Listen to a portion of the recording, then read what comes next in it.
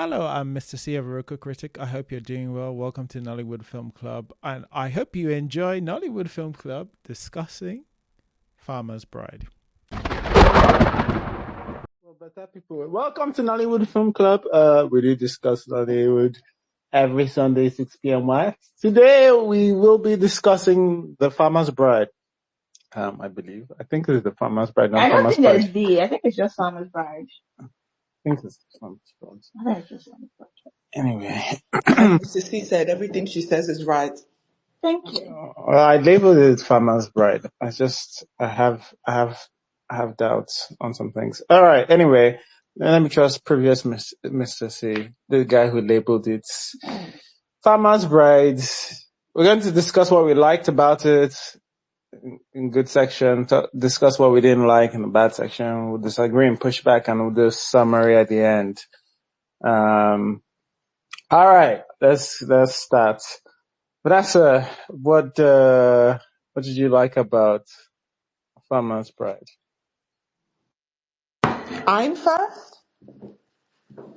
You and Eniko appeared at the same time to me, so I just assumed. Okay, cool. What did I like about Farmer's Bride? I think for the first time in a long time, I wasn't bored with a Toby Bakary performance, and I know that's ridiculous because I have touted his praises. I like that this wasn't what he had been. What it seemed like he had begun to be typecasting, so praises be for Toby Bakary. I did buy that he was quite a selfish, spoiled, directionless, aimless buffoon. So good on him. Bubemi is a beautiful, beautiful, beautiful woman. I didn't hate her performance in this either. I also think who else was good in this?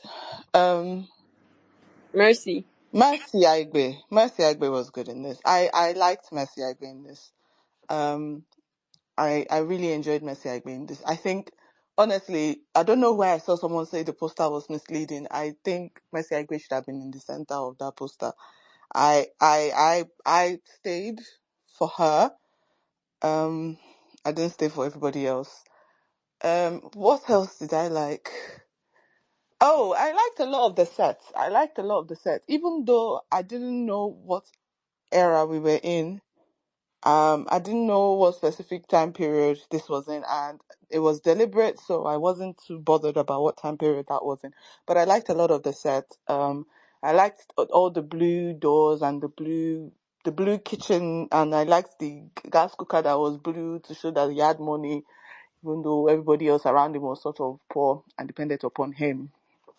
I don't know how that makes me a good man, but yeah. I liked a lot of the sets. I liked the village. Yeah. I liked some of the fashions. A standout dress to me was Ifeanyi's aquamarine / teal cowl neck dress, giving very much I'm a supermodel in the city. We love to see it. I liked a lot of whoever did the hair in this.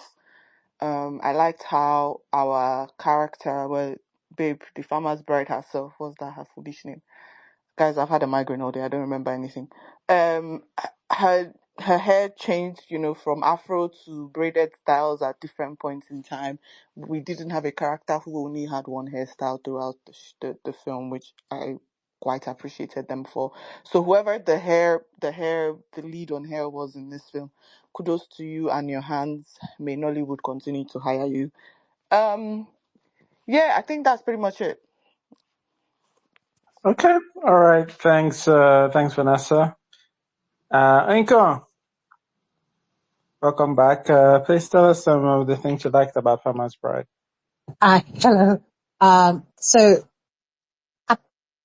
I like the direction. No, I think the direction is pretty good.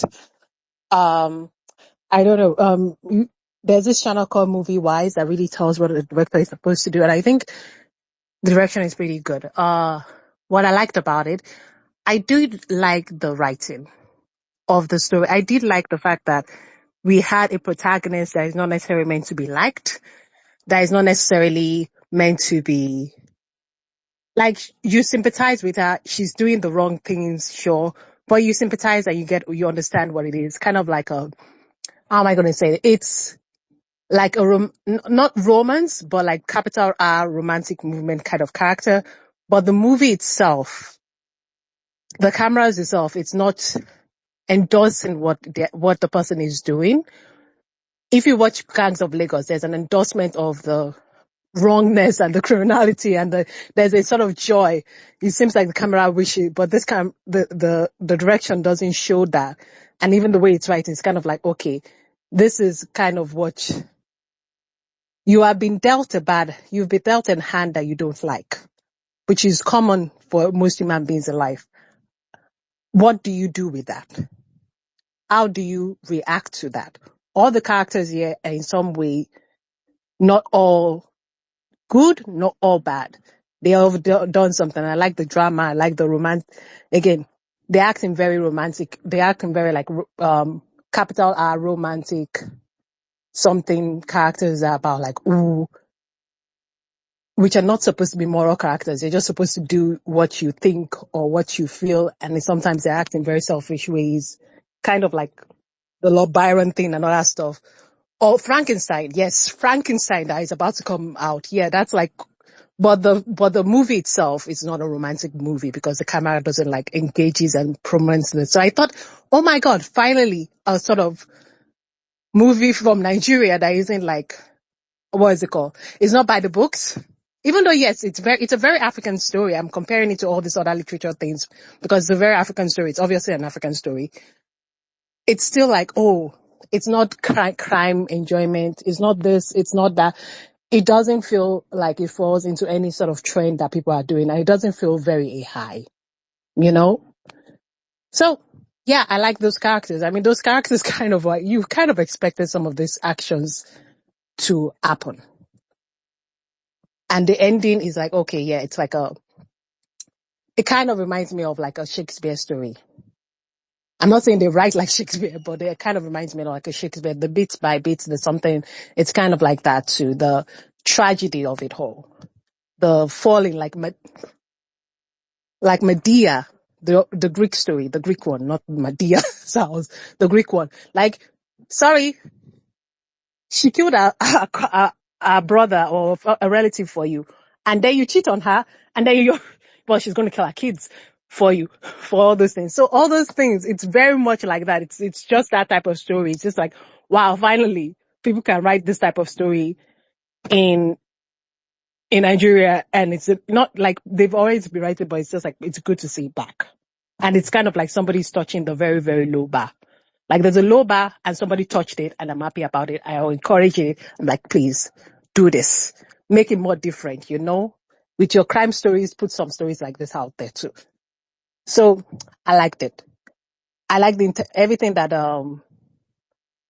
Vanessa said. I also liked, you know? That's why I like it. And the direction was pretty okay. Like, oh, finally, a director. But sometimes I do have some issue with some of the directing decisions, but the directing is overall okay. It tells the story that I want to tell. That's what I like. The acting too. The acting was pretty good. Everybody did what they were supposed to do. Everybody did what they were supposed to do. You know, that was it. Some did better than others. Masaibe did better than others, you know, but, you know, it is what it is. And the writing, the dialogue is not cringy. The dialogue is not cringy. It's not like, what are you doing? Why are you talking like that? I'm done. Okay, all right. Thanks, Anko. And next we have Timmy. Hi. Okay, what did I like about Farmer's Bride? I feel like this film was carried by the performances. Bubemi was impressive, especially like the first few minutes of the film. I was locked in with her. That opening shot, I was I was impressed. I loved that opening shot. I loved Messi Aigbe in this. Yeah, she definitely deserved the AMVC for her role. I loved Toby Bakri's performance in this. I feel like there were some parts that were like, a miss, but overall in general, I feel like he captured that mumuness, if I may say. I love the sexual chemistry between Bubimi and Toby. The first kiss, you could tell that these people were hungry for each other. The way they were going at each other, this is sexual chemistry. This is what I'm here for. So yeah, that intimacy just felt very authentic. It was visceral and I loved it. I loved the production and costume design. I loved how every set, every choice from the hair to the costumes to the production design, I love the fact that they wanted this film to look beautiful. It was very intentional that they wanted this film to look good. And I love the fact that it did look good. I love the fact that a lot of the shots were like interior shots, I think. But okay. What else did I like? The Babalawo. I like the fact that in some way this film reminded me of the older Yoruba films from I think during the 2010s or so, or just those older Yoruba films in general, where they'll go to the Babalawo. There's this whole spiritual this thing that is going on there, and yeah, it just felt like a nod to those films, and I loved it because it just felt like a more elevated form of those films. I love the film's ending. I love the fact that they just closed the shot there and then. There was no like fluff. There was no extra. They've done what they wanted to do, and that was like the best way that they could have ended the film. And I love that they went with that choice. And yeah, that's everything. Okay. Thanks, Jimmy. How do you want to tell us what you liked about Farmer's Bride? Yeah, hi everyone. Good evening. So I liked Femi Branch. I always like Femi Branch. I think that he has like this. There's a way he's he's very effortless with the way he acts these days, and I think I like that. I like Toby's acting, and that he was like flexing muscles we haven't really seen, or at least I haven't really seen him flex before. In the way the character was supposed to be like an ingenue and just very, very careless, but not in an intentional way. Just very like that. I liked that about him. I liked Mercy Aigbe's acting. It felt as if she was acting a different movie. I don't know if you've seen Red, White, and Royal Blue. If anybody has seen Red, White, and Royal Blue, I remember there was this scene that became a meme at some point where it was like Taylor Perez was acting a different movie, and what's this guy's name? The other blonde guy, I can't remember his name. And he was acting a different movie because his acting was like a lot more intense. And this guy was acting like he was acting for Wattpad. But yeah, it felt like she was acting a different film. She has like all of these facial expressions, and I don't know that that's for like the other section. But yeah, she was just, I don't know, she was acting something different from everybody else in my opinion. I like that the characters almost seem three-dimensional in the sense that they get you to like question their motives and all of that jazz. Yeah. I liked Bubimi's acting. I thought it was really chilly, right? And I wasn't really rooting for her character, but at every point in time, I did not see her as like a bad person, even though she was like a terrible person. But was she really? But yes, she was a murderer. But yes, I also liked that the CGI was terrible. I feel like maybe it was terrible intentionally, because what do you mean the baby is disappearing out of the water in that very bad way? I thought that was like really intentional. And I just liked it. Like everything's we don't have to be so serious all the time. If we can just like bask in our ridiculousness. And yeah, I liked the terrible CGI. I liked the terrible guy floating in the air like balloon. I liked that. It was very cute. So those are all the things I liked about the movie. Thank you. All right. Thanks, Howard. Elizabeth, do you want to tell us things you liked about Farmer's Bride?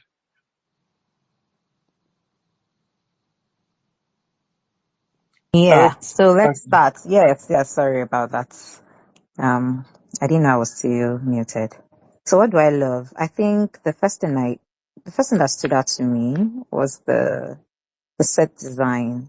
I love the colors.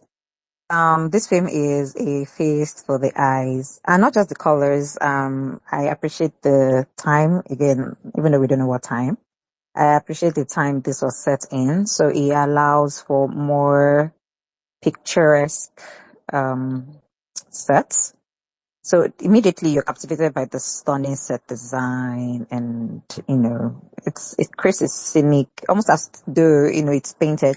I felt like that entire beginning, that part where the villagers came in and they were asking to see Odun. I thought it felt like a painting. I really liked it, but it serves as the perfect backdrop for this dark, twisting story. This is a twisted story. This is not it's genre bending plots. I appreciate a good genre bending. I did not know what I was going into. The only thing I ever saw about Farmer's Bride were people talking about the sex scene on social media when it was showing in the cinema. So for some reason I had assumed that it was romance. Again, that's my bad.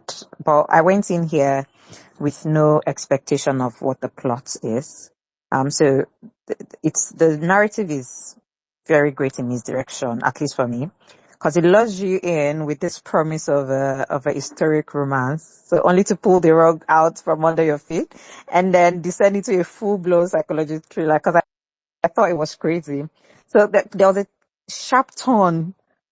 The sharp turn is both thrilling and effective, honestly, because it does not allow for any drowsiness. Like this does not get drowned. I think we've failed at doing that in the past, where it picks up and then there's some repetitive nonsense going on in the middle. But this doesn't feel like such.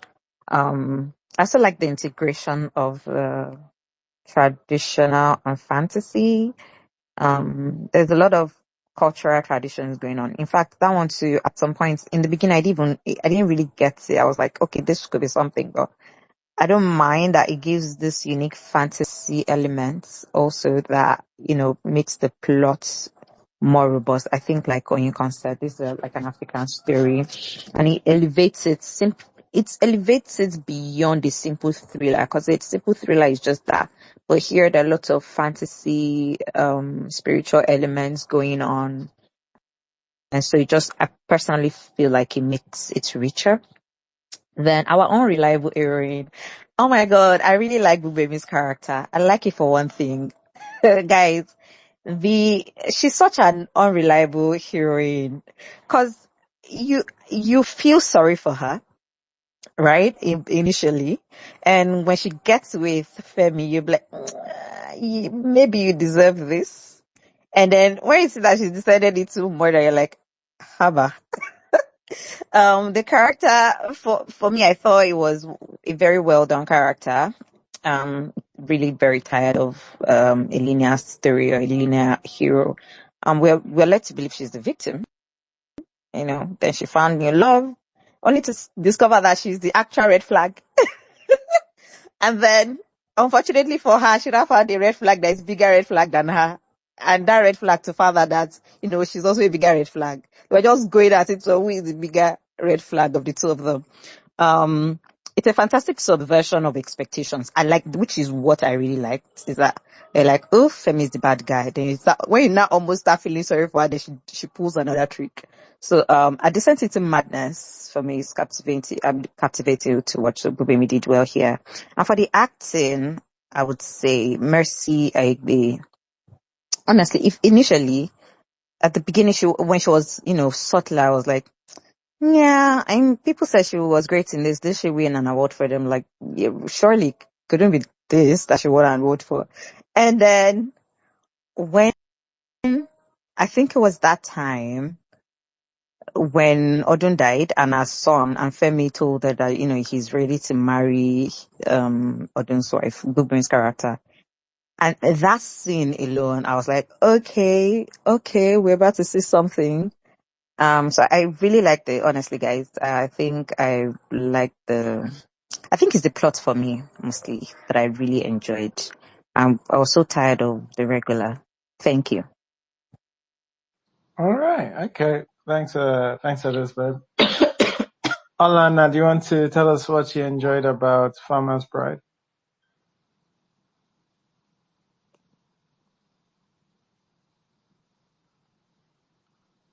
Is Alana there? All Yeah, right. I'm here. Okay. I'm here. A Yeah. moment, please. Yeah. So, what I enjoyed about Farmer's Bride. So first of all, um, you know, there are some movies that I say when you watch it, it feels like you're reading a novel. And when Farmer's Bride started, the opening scene, and then even like up to the scene where Funke meets Femi's village people, basically. It looked very novelesque in nature. It was like the setting specifically. It felt like something that if you were reading a book and they were trying to describe the scene and all that, it felt like something that you could imagine when you're reading a novel. So I really liked the setting first of all, and then I liked the character, like the character profiling. I like the consistency in character, specifically with this guy's character, with Toby's character. That's Femi, I believe. His name is Femi. Yeah. I liked that character in the sense that when we are first introduced to the character, we already know that this guy is a bomb. Like, you can already tell that this guy is a bomb because you're like, okay, what about school? And he says, I don't want to go to school anymore. Why? Nothing. I just don't feel like it. So it sets precedence for his future behavior.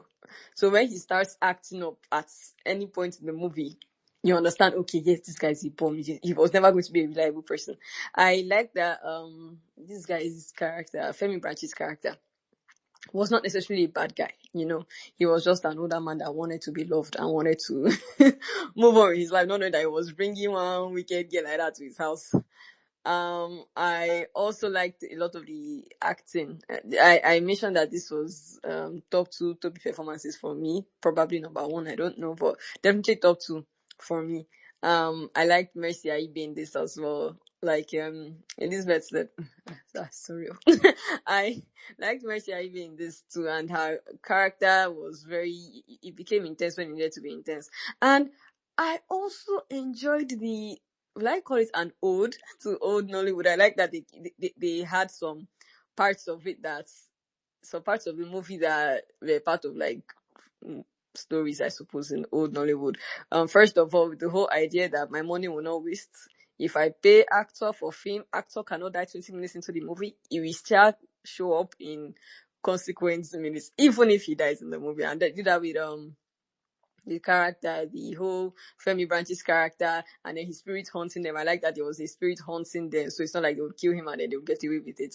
I also like the Funke's mother taking her to a Baba Alawu, which is also another very popular trope as regards old Nollywood, so that she can hold her husband, I suppose. So I liked those parts of it. I also liked Ife's performance. I also liked Ife's performance to some extent. The scene in the tool shed, what do they call that place? In Toby's shop, Toby's shed, wherever it is, the place that he was doing his little wooden carvings. That scene where she and Bubemi confronted each other. I thought it was a very nicely done scene. Yeah, in general, it was a kind of straightforward story, kind of simple story, but it was well done. It didn't have too much, and it was very relatable, very authentic in its premise and in how the entire thing evolved. I also like the spiritual side of things, the use of like African traditional religion to set us up. So it gave Funke, like when the whole watching Mercy Aibe check for the DNA, did that DNA test with the whole paternity thing at the extreme, and then it set up for why Bubemi's character decided, well, we have to kill this man. It's everything wrapped up well. So yeah, it was a nice movie. I enjoyed it, even though like Vanessa said, we did not know the actual time period, but it didn't matter as much. All right. Thank you. Not even much change. Um, Hello. Congratulations for having a good movie at last. So, I want to say something before my likes. People have been saying they don't understand the time period. Actually, no time period was mentioned, or they were not referencing to something. But I think we should know that there are still some villages that people, people there still, they are still living in this kind of condition. That places that still look like that in Nigeria these days. At this time, even in Ogun State, Ekiti State, there are some villages, very rural areas like that. I think it's the hairdo of the main character that's kind of like bringing the confusion and all that. That's the places where people still live like that, and where people still aspire to go to Lagos to become actors, models, and all that. They're still looking. So I don't think, and the time period does not. It is a fiction. The way they wanted to do it, so I don't think the time period is needed for us to. So my likes, interesting characters. This movie has interesting characters, especially the main character. Like, this is the kind of character that you want to know. You are interested to know the next thing she would do. You are interested to know what she would do next, and you don't know whether you are rooting for her. Like, at the point I was like, am I really rooting for this character or not? Because this character was wicked, but I still want to, I still feel for her. I still like, she has motivation and she's very interesting. So this movie had interesting characters and everybody came in to do what they had to do. The side character, the side chick, Toby's character, the Toby's mother, I mean, that is Mr. Igbe's character. She was there to do what she had to do. There was no extra character that they are just there for comic relief and, to do nothing. They don't add to the plot. No unnecessary comedy and all that. So this movie had interesting characters and the story, the plot, it's reasonable. It makes sense. Even though when I was watching, I was like, I've seen this movie somewhere, but the way they were able to relate it to Nigeria, to our local genre. So it's kind of makes sense and it's good. The elements, the juju, and the juju was not even just coming randomly. They had a character that was a juju woman, and they established it from the start that this person is into juju. She's she's a priestess. So they did that, and that really makes a lot of sense. The meet cute, the scene where she opened the door, I really like that scene. The meet cute, they let us know that okay, there's going to be wahala. This marriage don't start already, so I like the meet cute. The genre, like Elizabeth said, the genre bending. I like how they were able to switch from, you were thinking, oh, maybe this is a romance, and then they switch to psychological thriller. So I like the genre bending, and it was not all of a sudden because we already had the priestess, a juju woman, and all that. The production design, it makes sense. I like the Baba Odun's house, and his sister-in-law. That is Toby's mother's house. I like how the look, the feel. There are still houses that look like that. So I don't know why people are saying the time period. There are still houses in rural areas that look like that. The costume and makeup. I think hairdo is part of makeup too. So the main character didn't have the same hairdo throughout the movie. So even though I was like, why is she having carrying all this every time? How is she sleeping with all this, umbrella style of hairdo? So it makes sense. And the performances, especially Miss Egbe, she deserves the AMVC. Actually, I think this is one of the few times I would say someone deserves AMVC award, and she deserved it. Other performances were okay too.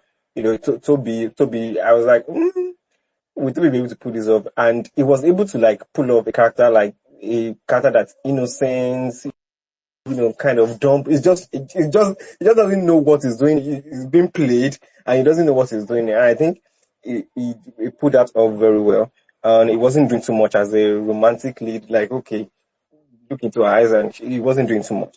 And this movie is sexy. Yeah, it's a sexy movie actually. The first time I watched it, I was like, wow, this movie is sexy. Almost every scene felt like a painting. Especially when I see Bubemi and Toby together, they are dark skin color. I think the person that did the color grading did a good job. For me, the person did a good job because I was like, the dark skin painting in this movie makes a lot of sense. And no random juju, like I said earlier, and homage to Yoruba Wood, the Babalawo.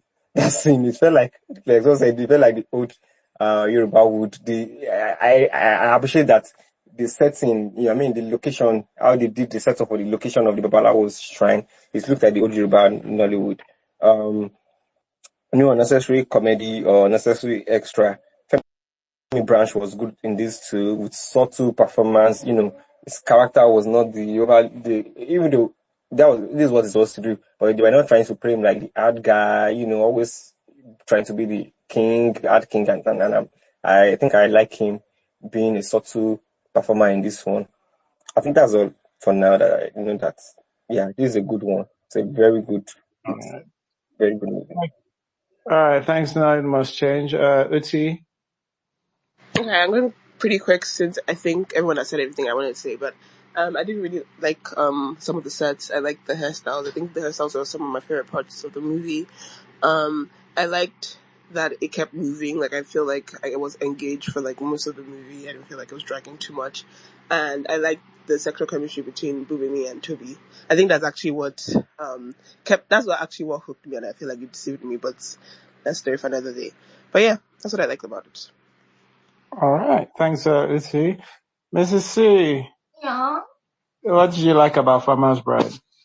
Okay, what I like about Farmer's Bride, God, I'm struggling to pronounce her name, but our lead, absolutely stunning, gorgeous, beautiful, always beautiful. Fun fact, this is the second thing we've seen her in where they have tried to marry her off against her will. The other one was Sugar. Why is it say we? Who is we here? You know, see when they tried to marry her off in Sugar? Say we, as in me and you? Okay.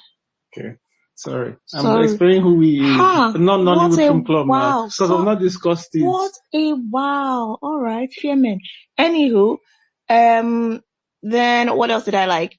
I enjoyed some bits of Toby's character, and like Vanessa said, it was good to see him doing something different from what they've typecast him as. I think under the right direction, Toby could give us quite good performances.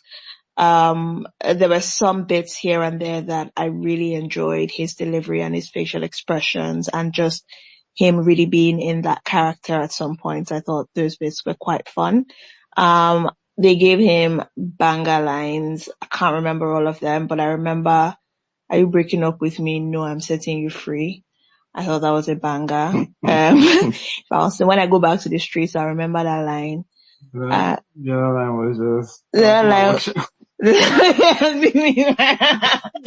Come to my workshop. Like, all right, the workshop is the place. And I think there was one other time too. I don't know when she was complaining about his mother. Saying, but she's not the one that killed him. It's you that killed him. And like, just the delivery of that was really fun for me. So I really had some fun moments with Toby. I think like everyone said, Mercy Aigbe was good. Femi Branch is consistent. You don't expect a bad performance from him at this point. I remember really liking the colors when it opened, and there were still points here and there that I liked the colors as well. Yeah, I think that's about what I liked. Cool. Trying to think about if there's anything new. Okay, nothing new. The prettiness, I agree with Mrs. Sia and anybody else who said it. Hairstyles has already been mentioned. I'm gonna use something that's been banned here. The intention. One rule for others, one rule for the only you. reason why I'm saying is that because I actually genuinely think this kind of thing is the thing. This type of storytelling is a kind that is one of the types anyway that I think can really translate and move globally if we get it right. Because it did feel almost Tales by Moonlight type thing. There's something that feels very Tales by Moonlight about it. And don't take, that lack of real dedication to the exact year and all of that. And so all of that, it just gives you the rules that it wants you to, there are no mobile phones, right? There are no smartphones doing any crazy stuff. So, all right, don't expect that. And it just goes, and it tells you there's a bit of juju and magic there, establishes that it's like, this is the world we're living in. And you just roll with that. So I like that. I like, and then it's up to everybody else to execute this properly. Without playing my hand too much, not a fan of this film and its execution. So that's where my likes kind of end. Oh, Messi Aigbe's performance, I think Messi and Femi Branch performance I liked. But yeah. Chemistry I like. I disagree with that. Because I don't know what they're supposed to be given, to be honest. They're giving people that have been fucking for the last 10 years. That is my own. That's my story. DIY Nollywood. These people have been fucking for 10 years. I don't. Yeah. Okay. Anyway, let's get into the things that we do not like. So, Vanessa, kick us off, please.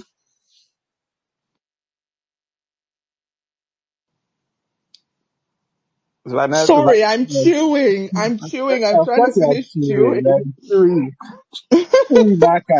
All right. What I didn't like the film. I'm sorry, guys.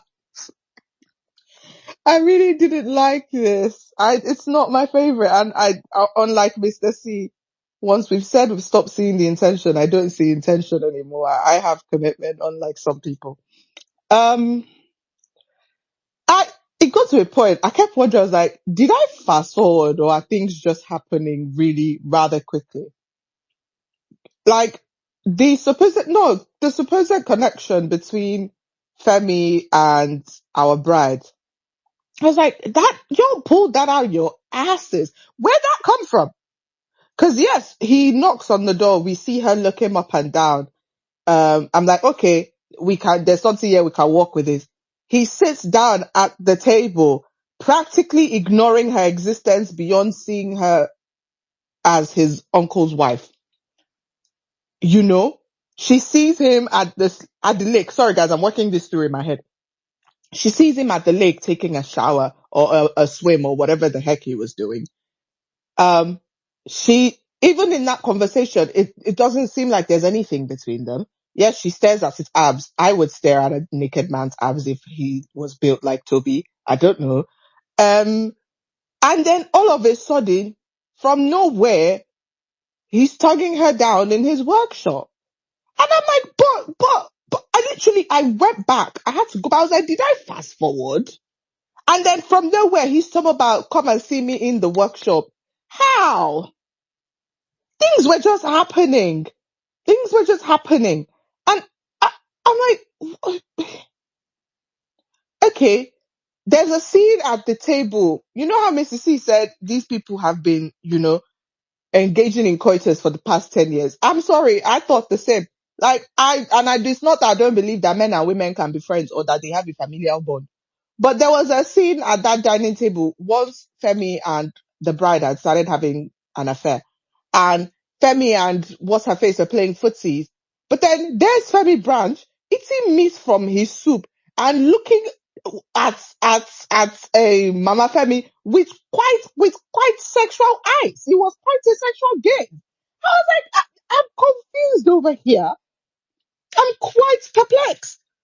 This is a conundrum. What is happening? I genuinely kept asking, what in God's good green earth is happening? And yes, I'm setting you free. Cause this is my thing, innit? The night he arrives, he meets up with Banker. We're led to believe Banker is the apple of his eye.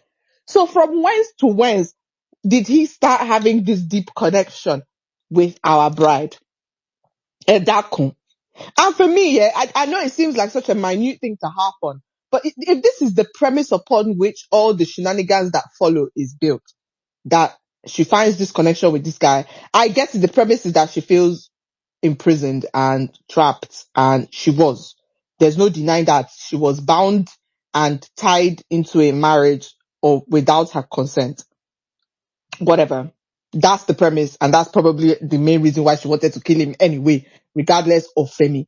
But my thing is, if you're gonna introduce Femi in as this object of affection, it's got to make sense for me, at least from her point of view. With Femi, we can say he's a philanderer who lacks focus and just likes sex and likes female attention and takes it wherever he can.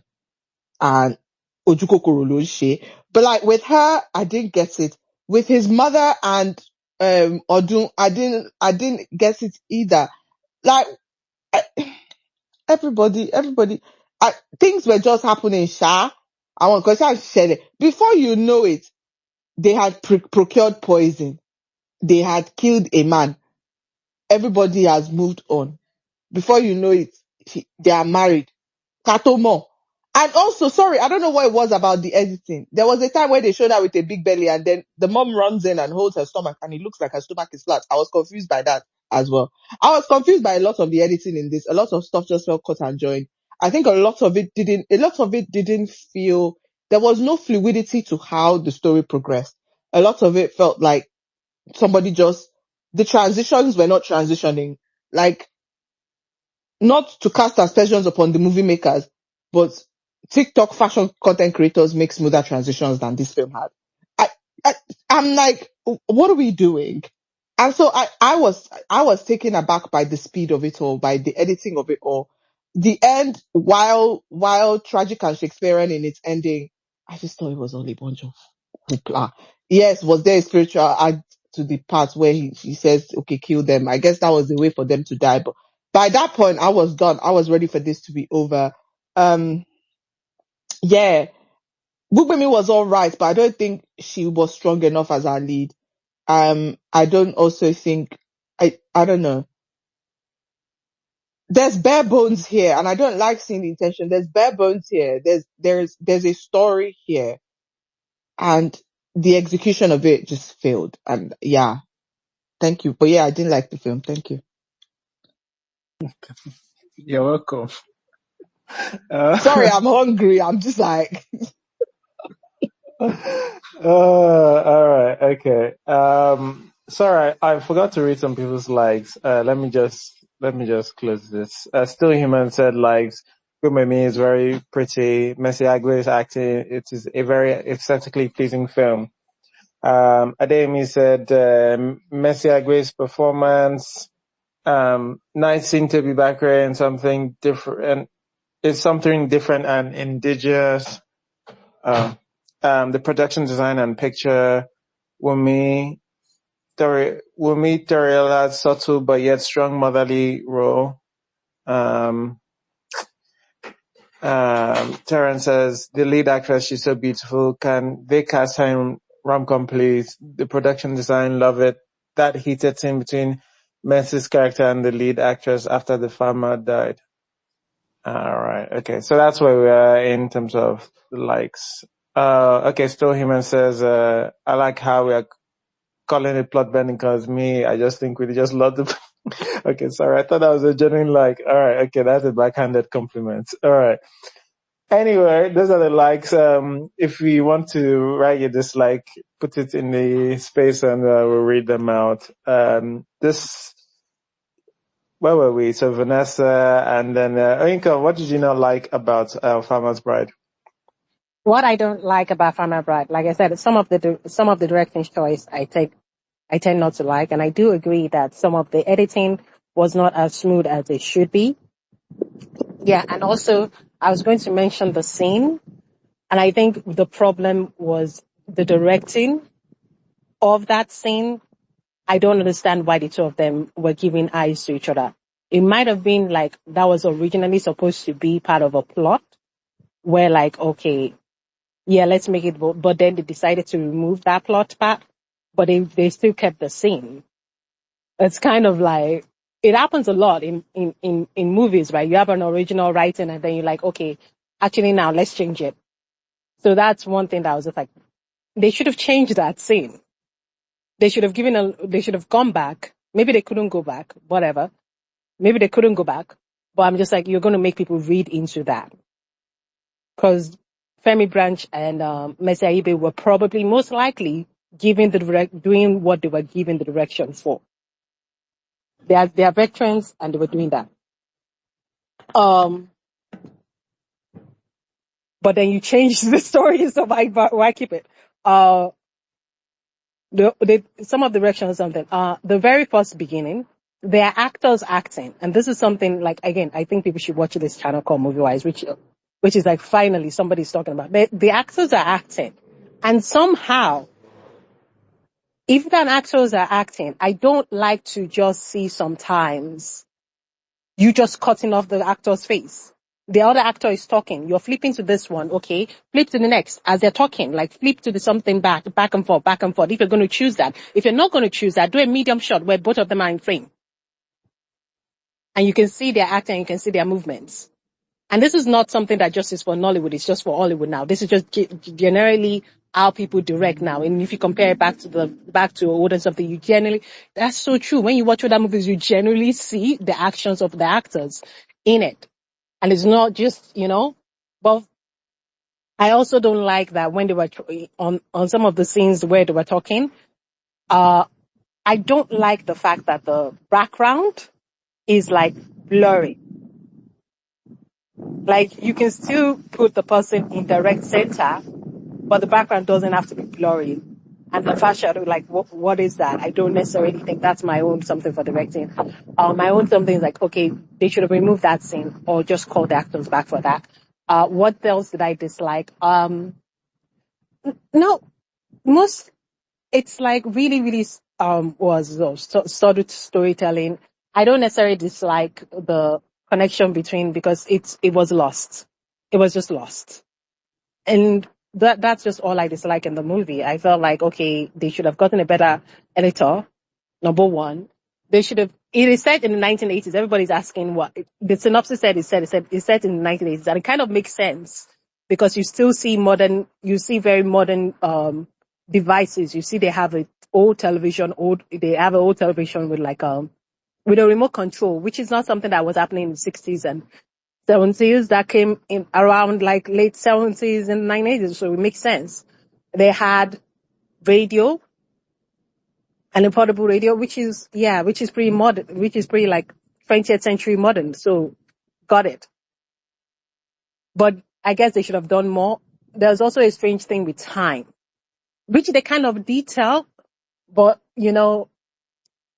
I hate to say this, but we're in a modern day context. And modern day context, modern movies that we've been watching for now will very much explicitly tell you the time.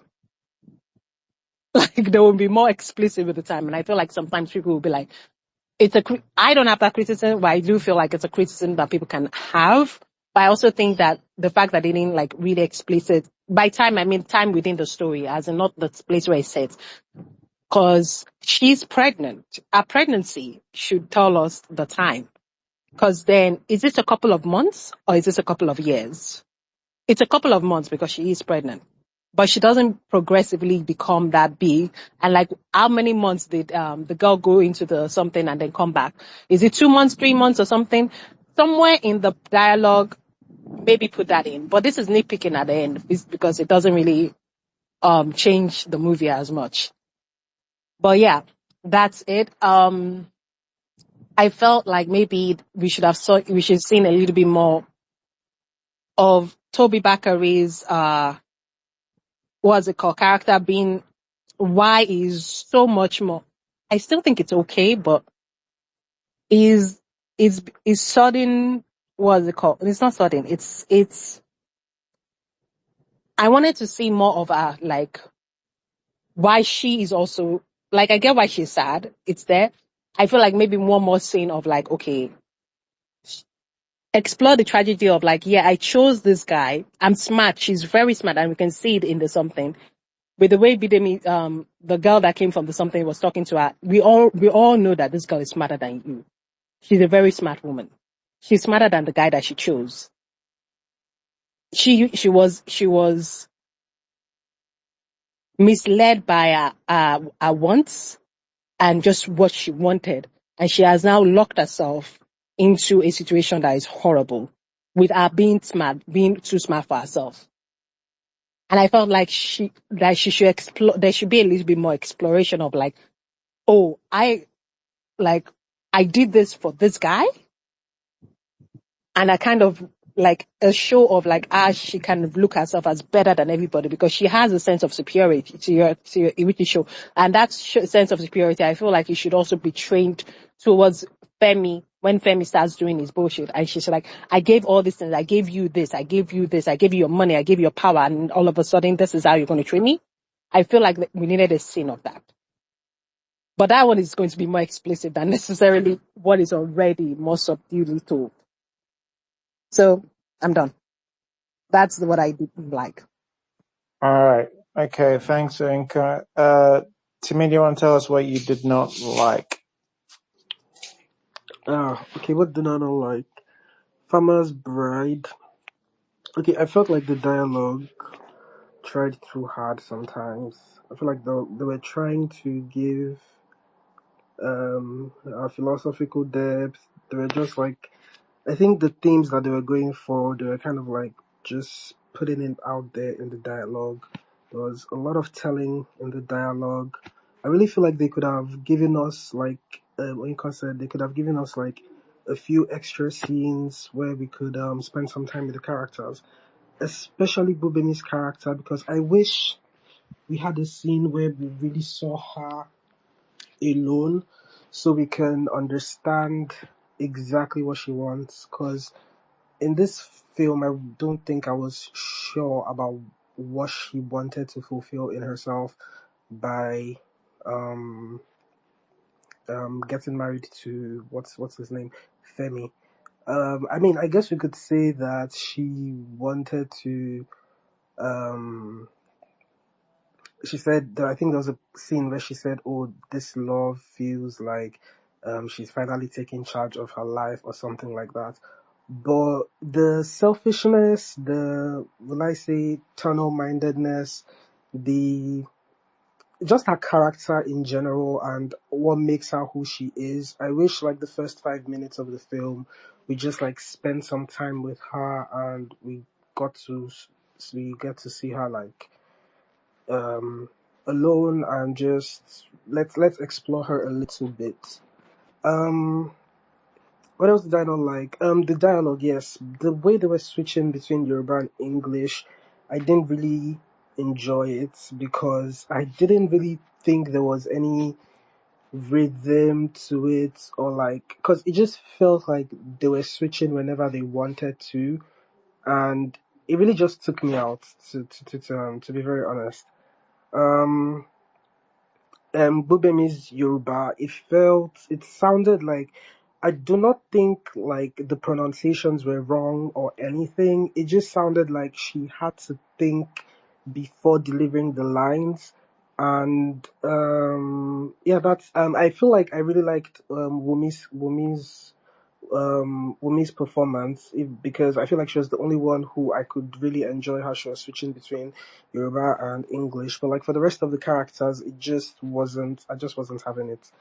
I didn't like the fact that the sense of place was kind of vague. They did give the place or the they did give like the village a name, or the kingdom or the town or whatever it was. But yeah, they did give it a name, but they kept on mentioning the city like it was this myth, and I guess that kind of plays into like, is it the folklore vibe that they are trying to give? But I really just I just can't help but think about how Shaure there is also given this folklore type of storytelling, but it is grounded in the in the city of Jogo, and they have their own value system. There is a culture. The world building feels real and lived in. And for this city, for this town, or whatever it was in Farmer's Bride, it just felt like the characters were kind of isolated from their world, because I feel like if we had kind of seen like the societal dynamics in their town, it could have probably given us some insight into exactly why Lubemi's character was acting the way she was. Um, I also felt like her character arc was, I mean, I think I've explained this. Her character arc was kind of not fully fleshed out enough for me, because at the beginning she said she wanted to go to school, and now she's in love with Toby, and what happened to her desires to go to school? Did she just say that she wanted to go to school just because she didn't want to marry Femi Branch? Then what's his name? Odun. And so yeah, it just makes the selfishness like I totally love when like female characters in films are just acting crazy and just doing shit, but I really wanted to I don't empathize with her more, because I really wanted to understand her character, but like the film didn't really give me enough to work with for that. Um I feel like the main issue I have with the film is the fact that it tries to do a lot without exactly doing one thing, because yeah, it mixes so many genres. It's romance, it's folklore, it's spiritual thriller, it's a tragedy, it's a tale about morality. It's just so many things, but I wish there was one thing that was tying everything together, because I feel like it just tries to overplay its hands and tackle too many things, but they're just very disconnected. So yeah, it doesn't really develop any of its ideas properly, I think. And yeah, I think that's everything. All right. Okay. Thanks to me. How? What did you not like about the movie?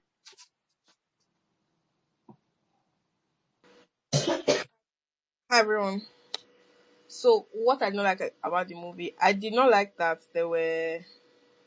It seemed like, you know, the way it is with Nigerian films, where it's like there's all of these undertones that they will start with, but then they will like drop them halfway through, right? So for example, I started the movie, or towards the beginning, I can't remember when.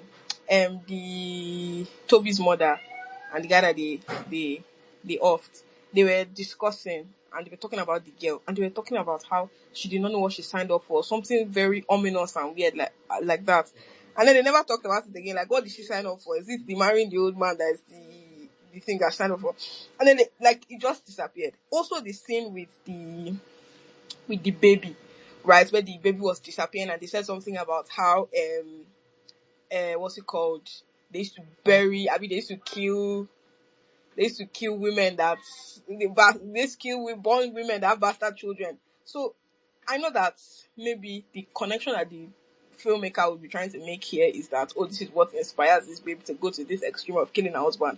But it never at any point in time, it doesn't even seem to be like the motivation for her action, right? It's only once that she mentions, oh, they are going to kill me. It just seems like her actions were motivated by other things. She's in love with Toby. She hates her husband. She just wants out. She wants to go and live with this guy. But like, so that whole scene, right? It feels like it was wasted. I mean, the mother could have just as easily said, oh, in our town, they used to kill people that have like this, and it would have carried the same impact, because she would have still gone to go and tell Toby, oh, your mother will kill me, because that's one thing. Then was the poison scene was very insane, because first of all, I do not know why I have like poison in my stash of like medicine. Why would I tell a random babe that this is poison that can stop a heart? That's one. Two, she tells this babe this is poison that will stop a heart. The poison goes missing. I'm not sure how much of it they use, right? Because they just show when he carries it and when he takes it. They don't show anything else about the poison. And then the guy dies. And then she makes this statement. She says, his heart just stopped. And again, they never, like, I thought they were going to probably build up on that and she was going to like make some connections, but that it just ends there. So his heart just stopped. Then what? Then what is it? What? Then there's also the scene where the brothers or whatever, or the elders, they are discussing what to do with his property. And she's like, Mercy Aigbe's eyes are like going up and down, and she's looking as if she's piecing stuff together, but she doesn't know anything. Like, all of it was just wasted because she did not piece anything together. She's like looking left and right, and she's like, oh. Immediately the girl says she's pregnant. She's like, yeah, she's having all of these dreams. What were the dreams for? What did they even really mean? What even really happened? Like, all of those things that they did, they just seemed like extra things to do because they did not even move the story forward. She kept on calling the baby, what's his face? I can't remember the guy's name, but she kept on calling the baby the Femi Branch's name. Even that one too, they did not, I don't know, maybe I missed it, but they didn't even explain how that was relevant at the end of the day, right? Then wait, let me see. Oh yeah, so another thing I did not understand and I didn't really like was why the babe came back, like the model, right? That seems like a very dangerous thing to do, especially since I get she came back to come and see. I don't know why she came back actually. I don't even want to say I get it. But let's say she just came back to see her mother and her father because she might have one of those guys. And then she eventually just said, oh, let me just go and check on my ex-boyfriend who is now married. And then they eventually like start having like this affair. Why then would you now hear somebody? I don't know. I feel like it's a trope in movies. And I feel like I just want them to stop that dirty nonsense. Like, you hear that somebody is making plans about, or they've done something really terrible, and then you now go there when you know that there are two of them and you're gonna start shouting, you are evil, I knew it, why did you do that? Like, obviously they're going to kill you. And that's, I don't know, I don't feel like that's like a very sensible thing that any real life person would do. Because if I hear somebody say they killed somebody, I'm not going to storm into the room and be like, oh yeah, why did you kill this person? What's my business? I'm gone. Like, I'm going back to Lagos. You and the guy and his dead body, you people should be there. I'm gone. But like, also, I know I said I liked the CGI when I was talking about what I liked, but yeah, it was also one of the things I hated, as the duality of man. I liked it and then I really hated it, because like, what was really going on? So if it was one of those films where, and I guess that it was kind of one of those films where they're just telling us, oh, is this really campy movie, and then I sort of get it. Then, is it the woman? Is it because of that, what's it called? Like, again, the Mercy Aigbe's character, she was something else. So she was supposed to have like all of these connections. I hated that she wasn't the one that pieced together the fact that it was the baby. She didn't even eventually piece anything together. I hated that fact. I hated that she didn't find out that it was the girl that killed the man. I hated that even when she went to go and say, oh, come wake up from the dead and come and kill the people that killed you or something like that, it doesn't even seem like she even understood, or I do not even know that. I don't know that it's the man that killed them. Was it the man that put the poison? Was it the poison that the girl put? Was it poison that the girl actually put in the food that killed the Toby? Was it because she did not actually love Toby that the Toby died? Was it because the man, did you get, like, why did Toby just start dying on the floor there? Is it because the man took his hand in the street? There were so many things. The ending was like very crazy. Like, what really happened? Anyway, and then he's dying, and then he's like choking his babe. And they also do Romeo and Juliet, but I beg, that's not how it happened. I just did not think it was very realistic. And then the woman around there, anyway, those are things I didn't like. I did not also like, I felt like the storyline was very trite. I did not think it was I didn't think it was great or grand or all of those things. I just thought it was something we had seen before. I didn't think it was new. I didn't think it had anything to say particularly. I don't know that if this movie did not exist, there's like something that would have happened. I guess it's fine for movies to just exist for the sake of existing. But then I don't really think that there's like one specific thing that this movie has done that I'll be like, wow, I'm going to like remember this movie by next week Saturday. It was just a movie. Yeah. Wow. Thank you. Thanks, Hawa. A very spirited section on the bad. Keep your comments coming in. I will read them in a bit. Elizabeth, please tell us what you do not like about Farmer's Bride. Okay, I said a bit of the things I didn't like, but let me start with what I wrote down. So the first thing I said didn't quite land for me. The first thing is the musical score. The music at times felt disconnected from the scenes it was accompanying. There were moments where the score wasn't fitting, which occasionally broke the carefully crafted atmosphere. Two, anachronistic dialogue. Let's talk about that for a bit. The Yoruba dialogue especially, particularly from Toby Bakri's character, in fact, from all of them, from Efe's character, from Gubemi's character, it felt unscripted and out of place for the historical setting.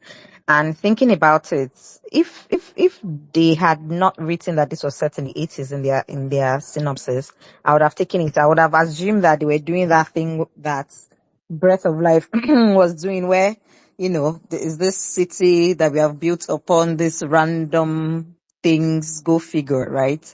But it wasn't that. So there was a part where Toby Bakri said a line like, Oti blew. Come on. Nobody was blowing it. Nobody was saying Oti blew in the 80s. Be for real. That's a modern slang. And that immediately shatters the illusion of the time period for me. So this is made more confusing by the fact that the exact time period, at least within it, is never clearly established, except, we're seeing things like Drum Magazine, so we are assuming the time.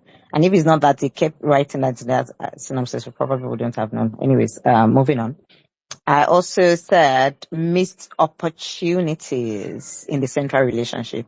Apart from that, before that, the film made some interesting directorial choices, but several of these decisions feel unnecessary and ultimately distract from the core narrative's impact.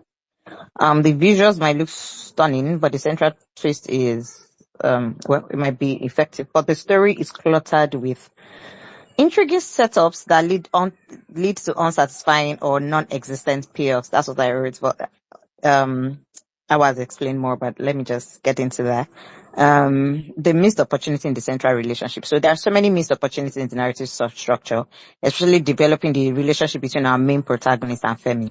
Their connection is the supposed emotional anchor of the story, yet we get very little time to see their bond be developed or understand the depth of their feelings. I know it's because they want to push the plot quickly to get to the thriller part, but the lack of development weakens the impact of her later betrayal and also their ultimate fate for the both of them. So it just does not make sense that we didn't really grasp that. We're just going red flag for red flag most of the time. Then the spiritual DNA subplot, the introduction of the spiritual DNA test is a curious concept, but ultimately serves no real purpose in the plot. It creates a problem for the protagonist. When they show it, it creates a problem for protagonist, the revelation of her pregnancy.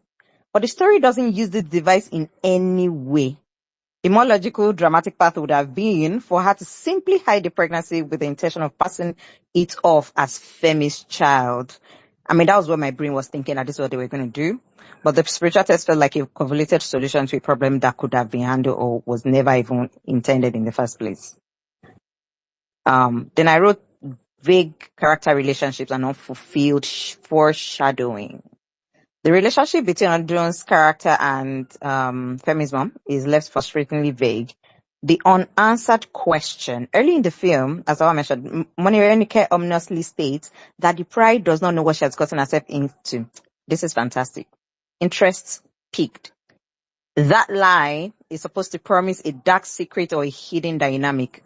However, the film never delivers on this promise, leaving the audience hanging. Secondly, misleading red herrings. The script is littered with red herrings everywhere, especially concerning Odun's character and his relationship with Femi's mom.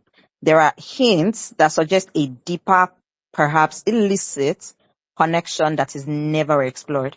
At one point, it even seems plausible that Odun could be Femi's biological child or father, but this, like other threads, leads nowhere. So yeah, that's most of the things that I wrote that as the things that I don't like. I think a lot of people have, but really I've never seen a film littered with so much red herring like this movie. So that's it for me. All right. Thanks, Elizabeth. And I think next is Alana. Please tell us what you do not like in Farmer's Bride. Okay, so the first thing, okay, not necessarily in Farmer's Bride, but Cover TV, please work on your subtitles thing. I don't know what was going on there. Like I said, I was watching this movie on 2 different devices because the subtitles, what's the word, safe? I was trying to play the thing on a TV and the subtitles was not showing, and then I had to just go and watch subtitles via the phone. So, moving on. The things I don't like. The lead actress, what's her name? Okay, yeah. The lead female. When we first met this girl, she said that she wanted to go to school. That was her priority. She wanted to go to school. She didn't want to marry. Even though maybe her school dreams had not come to fruition at the time. But okay, you have now married this man. And then the Lord did it for you. You decided that you were going to kill him off. Now, I would think that because she has killed this man off, maybe you see if you can go back and continue school. Or maybe if the pregnancy had reached full term, you can, go back to continue school. Did you really need to marry, what's this guy's name? His nephew? I'm not sure. Because, like Vanessa said, the way they established their relationship, it really looked like she just wanted somebody to frolic with. Somebody who was, like he said, her age. And then frolicking, you carry belle, it happens. You now decide that you want to kill this man. After killing the man, did you need to remain in that village? I don't know. Was there a way to have gotten out? Maybe instead of remaining in this marriage with this guy that did not send you, even if you were trying to manage yourself at first, if at some point you notice that this guy was not sending you, maybe you find your way back home. And then her mother came. Instead of her to say, maybe the person that we even married you to is no longer here, let's be going back. They said no, they want to go to Babalawo. I don't know why that was, because we could have just dodged all these things and sent her back to school. But no problem. The relationship between Funke and Femi, like, it actually did come out of nowhere. I felt like it was like, it gave me a whiplash, because one moment they had that kiss that he was like, oh, we shouldn't be doing this, blah, blah, blah. The next thing, they have started, okay, they've had sex, okay, no problem. So why did you now, like, where did we now get to the point where you are okay with marrying this man? I mean, I'm sorry, but I don't know if Femi's bedroom game was so great, because of Femi's bedroom game, they killed his uncle. After killing his uncle, they married him by force. In fact, it was so good that his ex-girlfriend left Lagos. Do you know how many men she left in that Lagos? To come back and be dragging him again with village girl. You are coming back to drag village, but a whole top model. Like, then the ex-girlfriend that came back, I don't know. Again, we are not sure of the time period, but like, go back your work. Like, at the point I was thinking, this girl is still in this village. Does she not have something to go back to? Because when she came, I thought it was maybe come by, stay like some days a week. The next thing, she's not going. No problem. Then Mercy's character, like was stated, we get the premise or the idea that Mercy and Femi Branch's character are supposed to have some form of deep relationship, but I don't know, maybe it's just another situation where we read too much, and maybe it could have just been a platonic relationship that we were deciding that we wanted to give romantic intonations. But at the end of the day, nothing was established on that end. And the worst thing is that Mercy's psychic powers, they were not psychic. Like, she for a psychic, she was not psychicking well, because what do you mean after telling this man to, I even thought maybe the baby was speaking to her and would tell her, see, oh, this person that killed me. Oh. I've not seen psychic that did not know who killed. Like, they should have gotten that apostle from the party, that apostle that spoke about how that apostle from the party that at least predicted that somebody was going, that it was James Gardner's character that killed Kunle Remi's character. they should have gotten that apostle, because at least that apostle psychic, that one, his work was working well, because I've not seen this kind of Mercy based character that she had enough hints that you would think, based on her gifts, she would have figured out that this is the person that killed her friend. She didn't figure it out. Then the worst thing, please, I don't know how. I've not been near death before. I don't know how dying works, but I'm not sure that somebody who is dying and who is like losing his life force would have enough strength to successfully strangle another person. Like, if Toby Bakri was dying, I had to rewind that thing, because I was not sure. Like, I think it was Howard that said, was it the poison that was killing him? But it couldn't have been the poison, because the point of that poison was like to hook him, not to kill him. That poison was supposed to be working to like make him a mugu or something of that sort. It wasn't supposed to kill him, which means it was probably Femi Branch's character that was killing him. So is it Femi Branch's spirit that entered him and gave him strength to successfully strangle what's her face, to successfully strangle Bubemi's character? Because I was calculating now, like, if somebody is losing his life force, he should not have enough strength to successfully strangle you. You should have pushed him away or something of that sort. But more importantly, also, the pregnancy was fluctuating.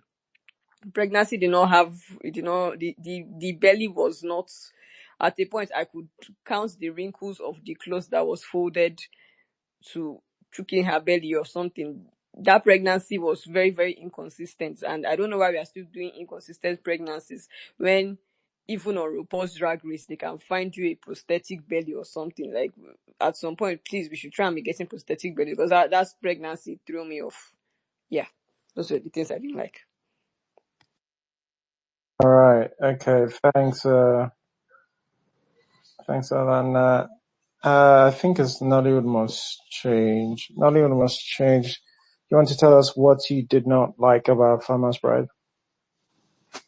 Okay. I didn't know that this movie we have so much haters like this. A big, I did it too. I think this movie, the main character, when I was watching it, I was like, something is off. But this whole thing now feel like there is no control. Like, everything is just happening, just to happen, just for happening's sake. I think the main character was active at first until when they killed Baba Odun. And after they killed Baba Odun, the whole thing started happening. She didn't do anything, just like, let me put an end to this nemesis that is coming. She didn't strive to like do anything. She was just there like begging for your Femi's attention and all that. I'm like, someone like you who has been smart at start, all of a sudden you are begging for Femi of all people's attention. Like, I know you love Femi, but why are you not doing anything? You are being haunted by, by Baba Odun's ghosts and all that. But you couldn't do anything like, okay, is there a way I can stop this? You know that the Juju woman is there. You don't know how to like take her out of just take her out and eliminate her. So I feel like there was like the main character relaxed, and the momentum we'll be coming with, kind of reduced, and yeah, it was from the second half of the second act to the third act, everything just felt like happening for happening's sake. Even though we were not lost, but we are still in that world, but everything was happening for happening's sake. And I think Toby's character to had a bit of lack of motivation. I know they're trying to praise a naive character, but his character had a lack of motivation. I was like, what does this character want? Do you want to eliminate your uncle or not? Do you want to inherit your uncle's property, or which one do you want to do? Because all these like once you are here and in the next minute you are not there, you're like, what's the back? Is he trying to play a mind game on the female protagonist on what's her name? On Funmi? Is she trying to play a mind game on her or what? So the character was just there, and just there to do what he has to do, but the motivation I couldn't see it. And I'm wondering too, as powerful as she couldn't pinpoint the person who killed Baba Odun. Even though I think she knew that it was Funmi, but there was no way she could just hold her accountable or, pinpoint that, oh, you were the one who killed him and I will, try to expose you. Even she didn't know that our son was in on it. So I think the the second half of the movie just felt like the strong character they've created at first became weak and she was not doing anything, to get out of the whole predicament. The movie ended too quick and everything started happening. I think that's my only dislike for the movie. Only dislike. Okay. All right. No, Allah. If you want to tell us what you do not like about Farmer's Bride. Yes. I'll start by saying that I feel like Nollywood benefits a lot by people that are just destined, not destined, people that are stationed in the set to be asking why. I feel like someone has to be asking why at every point um, when we're doing things. Like when we're making decisions, someone should be there asking, why are we doing this? I feel like if you ask them why, you'll be like, oh, yeah, I'm not exactly sure. And I feel like it will really help us moving forward because there were a lot of times during this movie that I was like, why did you guys decide to do this? I made a statement last week where I was like, oh, I feel like if I asked the directors or if I asked the team what they were trying to do with this, I feel like they wouldn't know what to say. And I feel very similarly to, I feel the same way about this movie as well. I feel like you ask the directors and the producers what they're trying to do this, and I feel like their explanation would be very different from what we watched. And yeah, there were so many times during this movie that I felt like they were scared they were scared to just go fully in. And I'm like, you guys created this universe. You guys are the one that started all these things that are happening in this movie. You guys can just like delve in, but like they were just like, let me just put this in there, but let's not go fully with it. And I think most people have already explained like what I mean by that.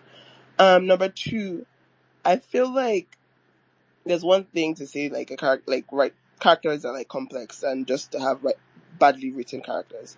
I think this movie had very badly written characters. An example is Femi Branch's character. There was a time they were trying to explain, like they were trying to convince me or gaslight me that he was a good person. And I was like, you cannot tell me that's like a good person when he married, I don't even know the reason, but he married a young bride that did not like him and was still being with her like sexually. Like you can't convince me that's a good person. So when he died and they were trying to like, he's such a good person that he's everybody like, I was very confused because I'm like, this is not a good person. Like I'm very fine with him dying. Another character that was badly written was Toby's character. So Toby's character is supposed to be like this selfish person that doesn't really care about anyone, that's not supposed to really care about anyone but himself. So I was very confused as to why he even agreed to kill like his uncle. Because again, they did not establish like I guess the love in quotes between him and Funke. So I was very, very confused as to why he was doing that. Because Bubemi was telling him, she was like, if anything happens, like, with this pregnancy, you'll be fine, everybody will be fine, it's only me. And I'm like, if, for a selfish person, like, once you hear that, you're like, okay, I'll be fine. You're the one that, I like you enough for all of that, but like, if I'll be fine, there's no reason for me to help you kill somebody. So I was very confused why he was very, like, down to, kill his uncle for her. And then when they, like, this big switch, when they're like, oh, the reason he switched is because his uncle's his uncle's spirit is tormenting him, so now he doesn't like her anymore. I was just like, what is going on here? But I think it's also because they just wrote his character very, very badly. Another thing was, I think I mentioned it before, just like not doing a lot with a lot of the things in the movie. Like, I feel like with the sets, with the storylines, with the spiritual storyline, with everything in that movie, I feel like they just do not do anything with it. They just create it and then they just left it there. And it was very, very disappointing because I was like, I feel like you guys had like all of this. You had all the things there to be able to do more with it and they didn't do anything with it. And I mean, I've said this before, I really hate pregnancy as a tool in Nollywood, and I was hoping that they were going to use it differently, but I felt like at the end, it was still like the same Nollywood. We have to use pregnancy because we don't know how to write a good storyline. But yeah, that's what I didn't like about it. All right, thanks, Uzi. Lots of points. I agree with that. Mrs. C, please come and tell us what you did not like about Farmer's Bride. Okay. So I feel like there was a lot that was cut out of this film, and while half of this film was cut because there were so many things happening that were like from where to where, and you know that somebody wrote something about it somewhere. Either we haven't shot it or we shot it and we cut it, but we kept the rest of it in. For example, Banke. Is it Funke that's the lead? Anyway, she keeps going, oh, Banke was my friend, right?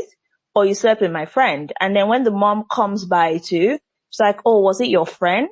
And I'm like, okay, we've only seen one conversation between her and Banke. That was at the beginning. She was very frosty towards Banke in that conversation. Next interaction, we hear her hearing Banke and her man's engaging in vigorous coitus outside. And she's like, oh, I'm not threatened by Banke. So where did this Banke friendship come from, right? Feels like someone wrote it and they didn't shoot it, or they shot it and they cut it. But it existed in some version of the story, but we didn't get to see it, but we kept the remnants. The development of the relationship between her and Toby, again, that was super fast. Did someone write something and we cut it? Or did they just think Toby's abs are powerful enough for love and Ubemi's face is powerful enough to kill your uncle for, you know what, yeah, maybe. Anywho, so yeah, again, Ubemi's character, almost no character was written well and completely, by the way. And I think when I've heard, it's not a pushback, when people have complimented Ubemi's acting in this, I thought it wasn't good. And I thought it was because she didn't know who that character was, but nobody did. Like all the moments of showing backbone and strength and aggression, and I'm wondering, where is this coming from? Who is this person? Right? Because again, we open with her begging to not be married off, right? And again, the person who doesn't have backbone in her daddy's house is not having backbone in husband's house, especially not on day 2, right? Is not the person who smiled her way through the wedding, right? After crying inside. We saw her smile at him when he opened her veil, right? She's not the person publicly embarrassing him in front of all the visitors, right? Without fear of repercussion, or also being like, bad as a bad, all you do is beat me and that's what it's going to be and I'm ready to take it. This does not seem like the same person. It feels like they knew where they wanted this film to go, right? They wanted the whole murder your husband, get with a new guy, and, the whole poetic death ending in the end. But they didn't know how to get us there, right? They wanted her to be unwilling to marry him, but they didn't know how to give us the why, so they went with I want an education. But then we never hear about education again. There's never any reference to going to school. Even when she kills this man, it's like, Femi, you have to claim me. And it's like, ma'am, why are we still here? Why are we staying here? It didn't make any sense. And I had a genuine sense of, now small picking the warrior. And I know she's supposed to only be 20 years old, but there's so many places where they're trying to make her seem mature and smart and, manipulative. And then we also see her acting like a child. It's like, okay, who is this character? What are we doing? So even from the beginning, right, we're like, okay, she doesn't want to be married to this man. Then she starts trying to mark her territory with Toby's mother, with Mercy Aigbe's character. I'm like, okay, are you marking your territory or are you not? I don't imagine if you're married to this man that you don't want to be married to, you want to spend more time with him. So wouldn't you just be happier with this other woman spending more time with him and him spending more time with all these village people so he has less time to spend his attentions on you? No, we're marking our character. But no, we're trying to sleep with Toby. No, we're pregnant for Toby. We're afraid of them finding out the paternity, so we're going to kill him. But I'm still going to say it's his baby, instead of just marrying Toby and claiming it's a fresh pregnancy from Toby. And then when they do the DNA test, eventually see the person that I claimed as the father is the father of the baby. And I didn't understand what was going on. And I feel like they didn't understand what was going on. Toby's character as well, right? What I got from that character was, and I said it to Mr. C, I'm like, I get it. He's just a simple man. And simple in the terms of pretty face, not a lot behind the eyes, right? Simple, suggestible. He couldn't hack it in university. He came back home to be a woodcarver. In fact, when they say woodcarver, I thought carpenter. So I was like, at least he didn't drop out to be a DJ or a rapper. But then I saw the woodcarving, I'm like, oh, he dropped out to be an artist. Same genre, just the 1970s, 80s version, which, cool. So, he's cute. He'll carve some wood, carve his wood, and he'll do what you tell him to do. Even though he likes his uncle, you're like, kill my uncle. He's like, I guess. And then he'll crack. So suggestible. So when this Femi, he even breaks up with Banke because she asked him to break up with Banke. That's why he breaks up with Banke. Because his whole line of, oh, no one leaves this village. When you get out, just leave. And it's like, from where to where? Mind you left, you came back. Nobody trapped you here. Nobody wants you to be here. Nobody called you back here. You came back. So that line didn't make any sense.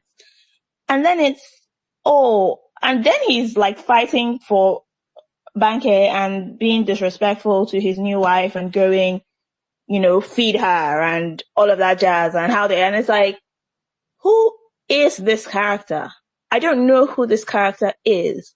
I don't know where the Toby they showed us all the way here would have that kind of backbone. Right? That other Toby, yes, would meet Banke at the wood shop. But he wouldn't stand up towards her face.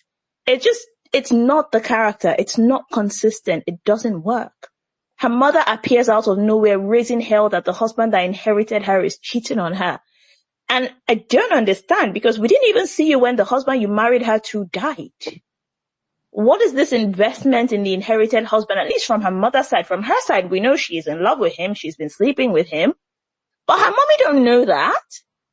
Her mommy don't know that. All her mommy should have is gratitude that somebody inherited her and she's not a young widow and we keep it pushing. So, yeah, it really just felt like, and then it just ended. It really felt like a lot was missing. It felt like so many things were missing. And this was very much DIY. Just, there was a friendship, build it up, keep it pushing. Femi's now a dick, instead of just stupid. Build it up, keep it pushing. Yeah, now she has backbone. She's challenging this woman, even insinuating that, she could imply that she also murdered her husband, blah, blah, blah. Yeah, we don't know where this came from. Keep it pushing. Yes, she's scared of this herbalist finding out that she's having someone else's baby, but she's not scared of her finding out she did a murder. Yeah, keep it pushing. Yeah, this had a lot of problems. Wow. That's how you do. You have these people small minutes. They just be talking and be going. Anyway, thank you. Things I did not like. I think Missy has stolen quite a few of my things. The number one was the editing, the things that they cut out. Like, I even felt like in between some dialogues, things were cut out. I remember it just felt odd when they were having this conversation really early on, and it felt like between I don't know if she's our protagonist and Messiah Grace's character in the kitchen, where she's talking about we've just finished a scene where she's clearly not comfortable with having sex with this guy, like she's just almost getting on with it. And Messiah Grace is trying to like cook up some things that will make her give birth. And then our protagonist said something along the line of, it's going to be difficult with you being around. I'm like, what? I don't understand. Why? That line didn't make any sense given so much here. And there's other parts of the dialogue just doesn't feel like it meshes well, to be honest. But like Miss C has spoken about love, like the dialogue not there's a lot of things being cut out of the film that just, didn't seem like it linked. Anyway, let me talk about some of the other things. I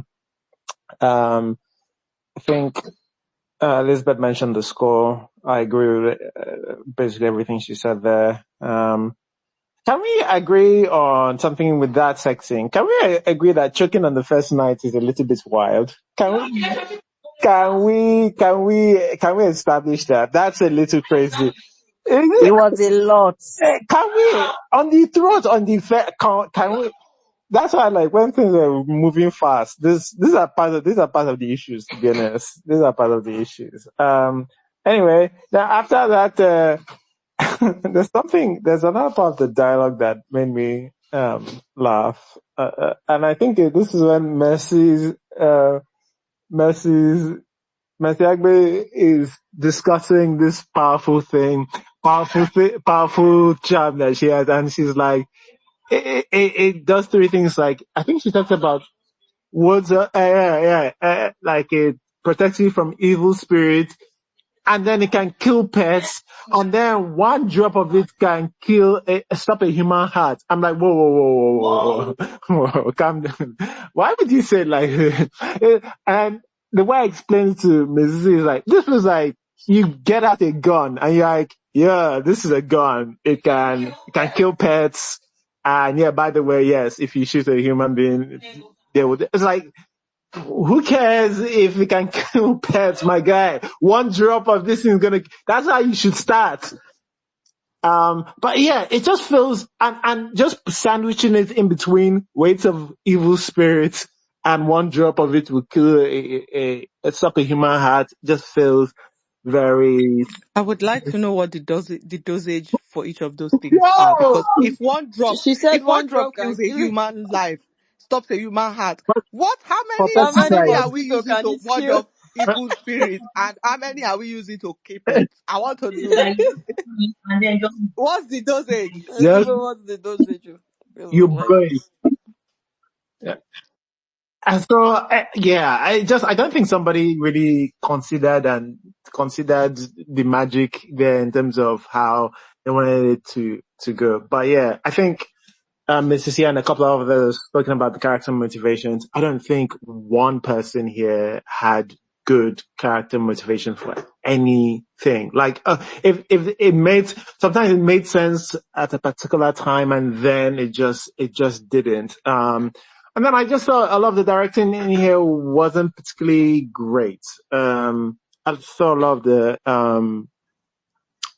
of the blocking wasn't good. One thing I'm reminded of is when the scene that Efe's character comes in, when the side comes in and meets them, eavesdropping about how they're going to want to do a bunch of murders, or how they had done a bunch of murders, right? She just walks in. The way she walks in to the thing is very primary school.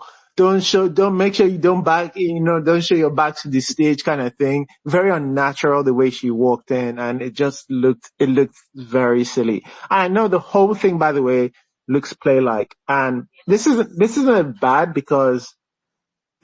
even though it should be, because I don't believe that. I'm not sure that they meant this was intentional, but a lot of the sets, I know people love the sets. I think a lot of the sets just look like stages. Now, again, I'm not putting this completely as a bad, because I think part of why I allow this is that in a well-executed version of this, I don't mind these things looking like sets and looking as artificial as they do here, because again, it feels right for my folktale Nigerian thing where everybody is, hey, let me tell you a story. But like, and like somebody mentioned about the campiness as well. But there's so many parts of it that doesn't feel like it's not consistent. There's sometimes you are playing with depth of field where, you make something in the in the foreground in focus, and then you switch to out of. That's not consistent with like sort of this kind of set shooting. You shouldn't mix. That's more cinematic stuff. Like, I don't think you should be mixing that with all of these things that very much feel like sets. And again, I would say like adding very naturalistic, then going outside and actually finding farms. Again, I think they should have just had something that looked like a set piece, that another farm that looked like a set. Again, keep it consistent in that way, and then I think that'd be better, but whatever. I'm not going to complain too much about that. I just don't think, the set thing is as great as people are making it, because I have a feeling to look more realistic. But I'm not ducking points here because I think it worked for me in terms of the kind of that intention I mentioned earlier on.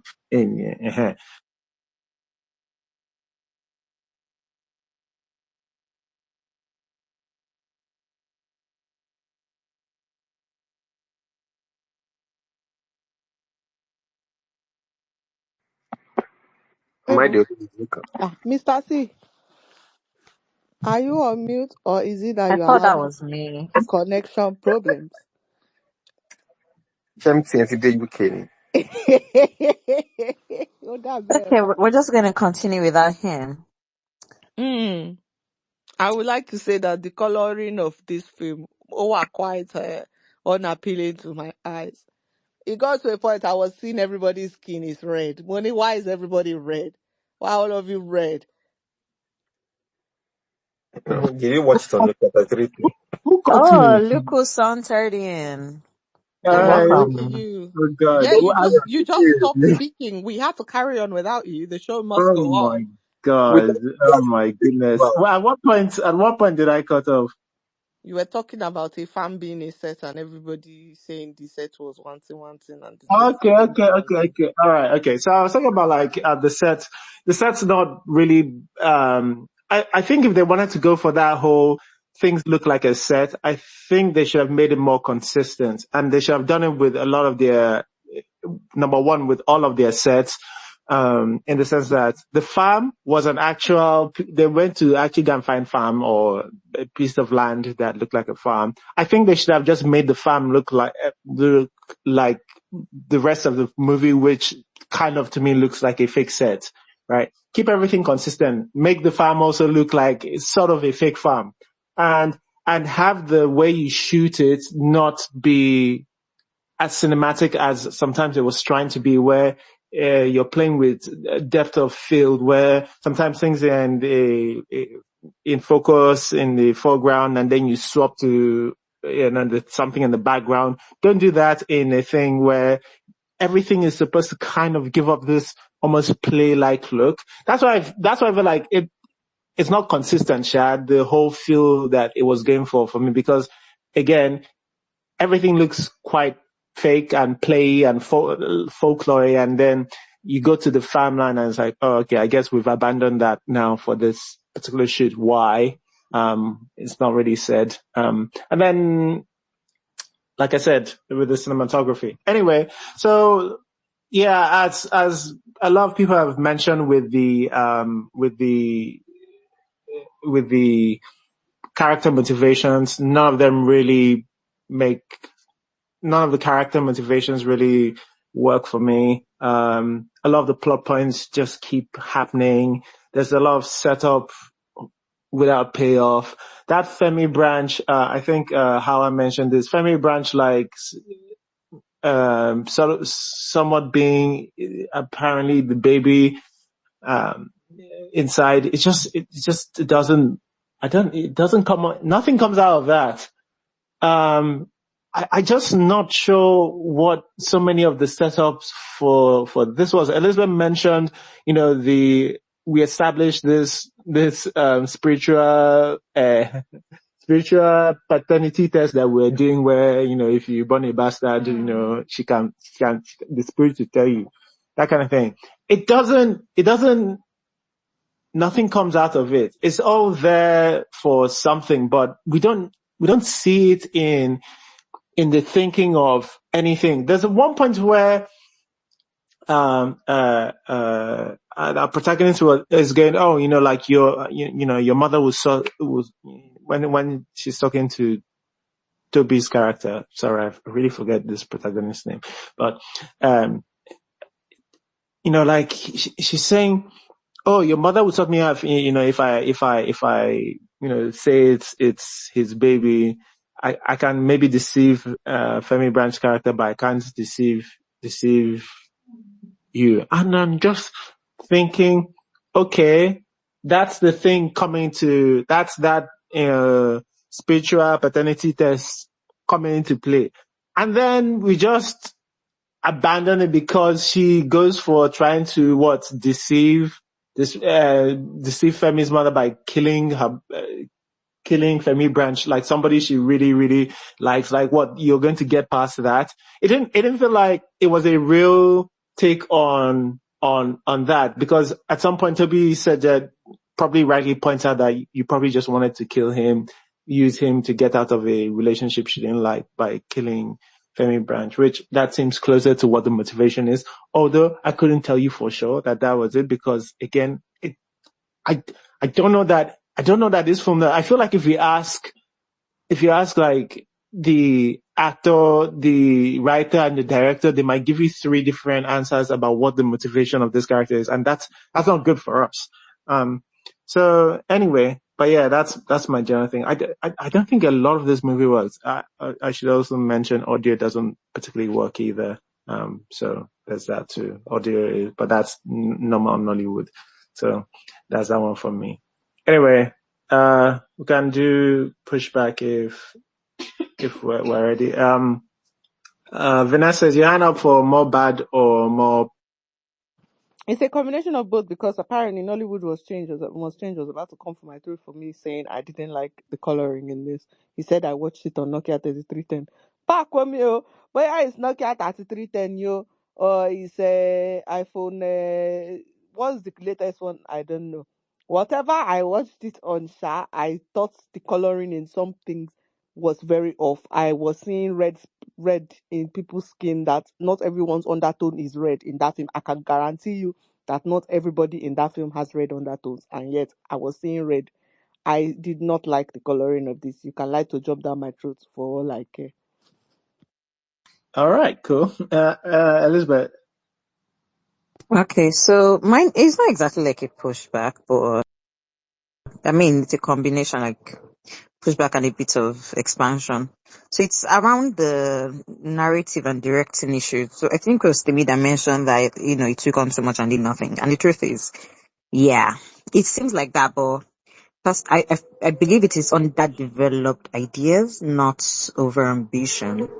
I don't think the ambition is the problem here. I think it's the quality of writing or story editing, or a combination of writing, story editing, directing, and editing.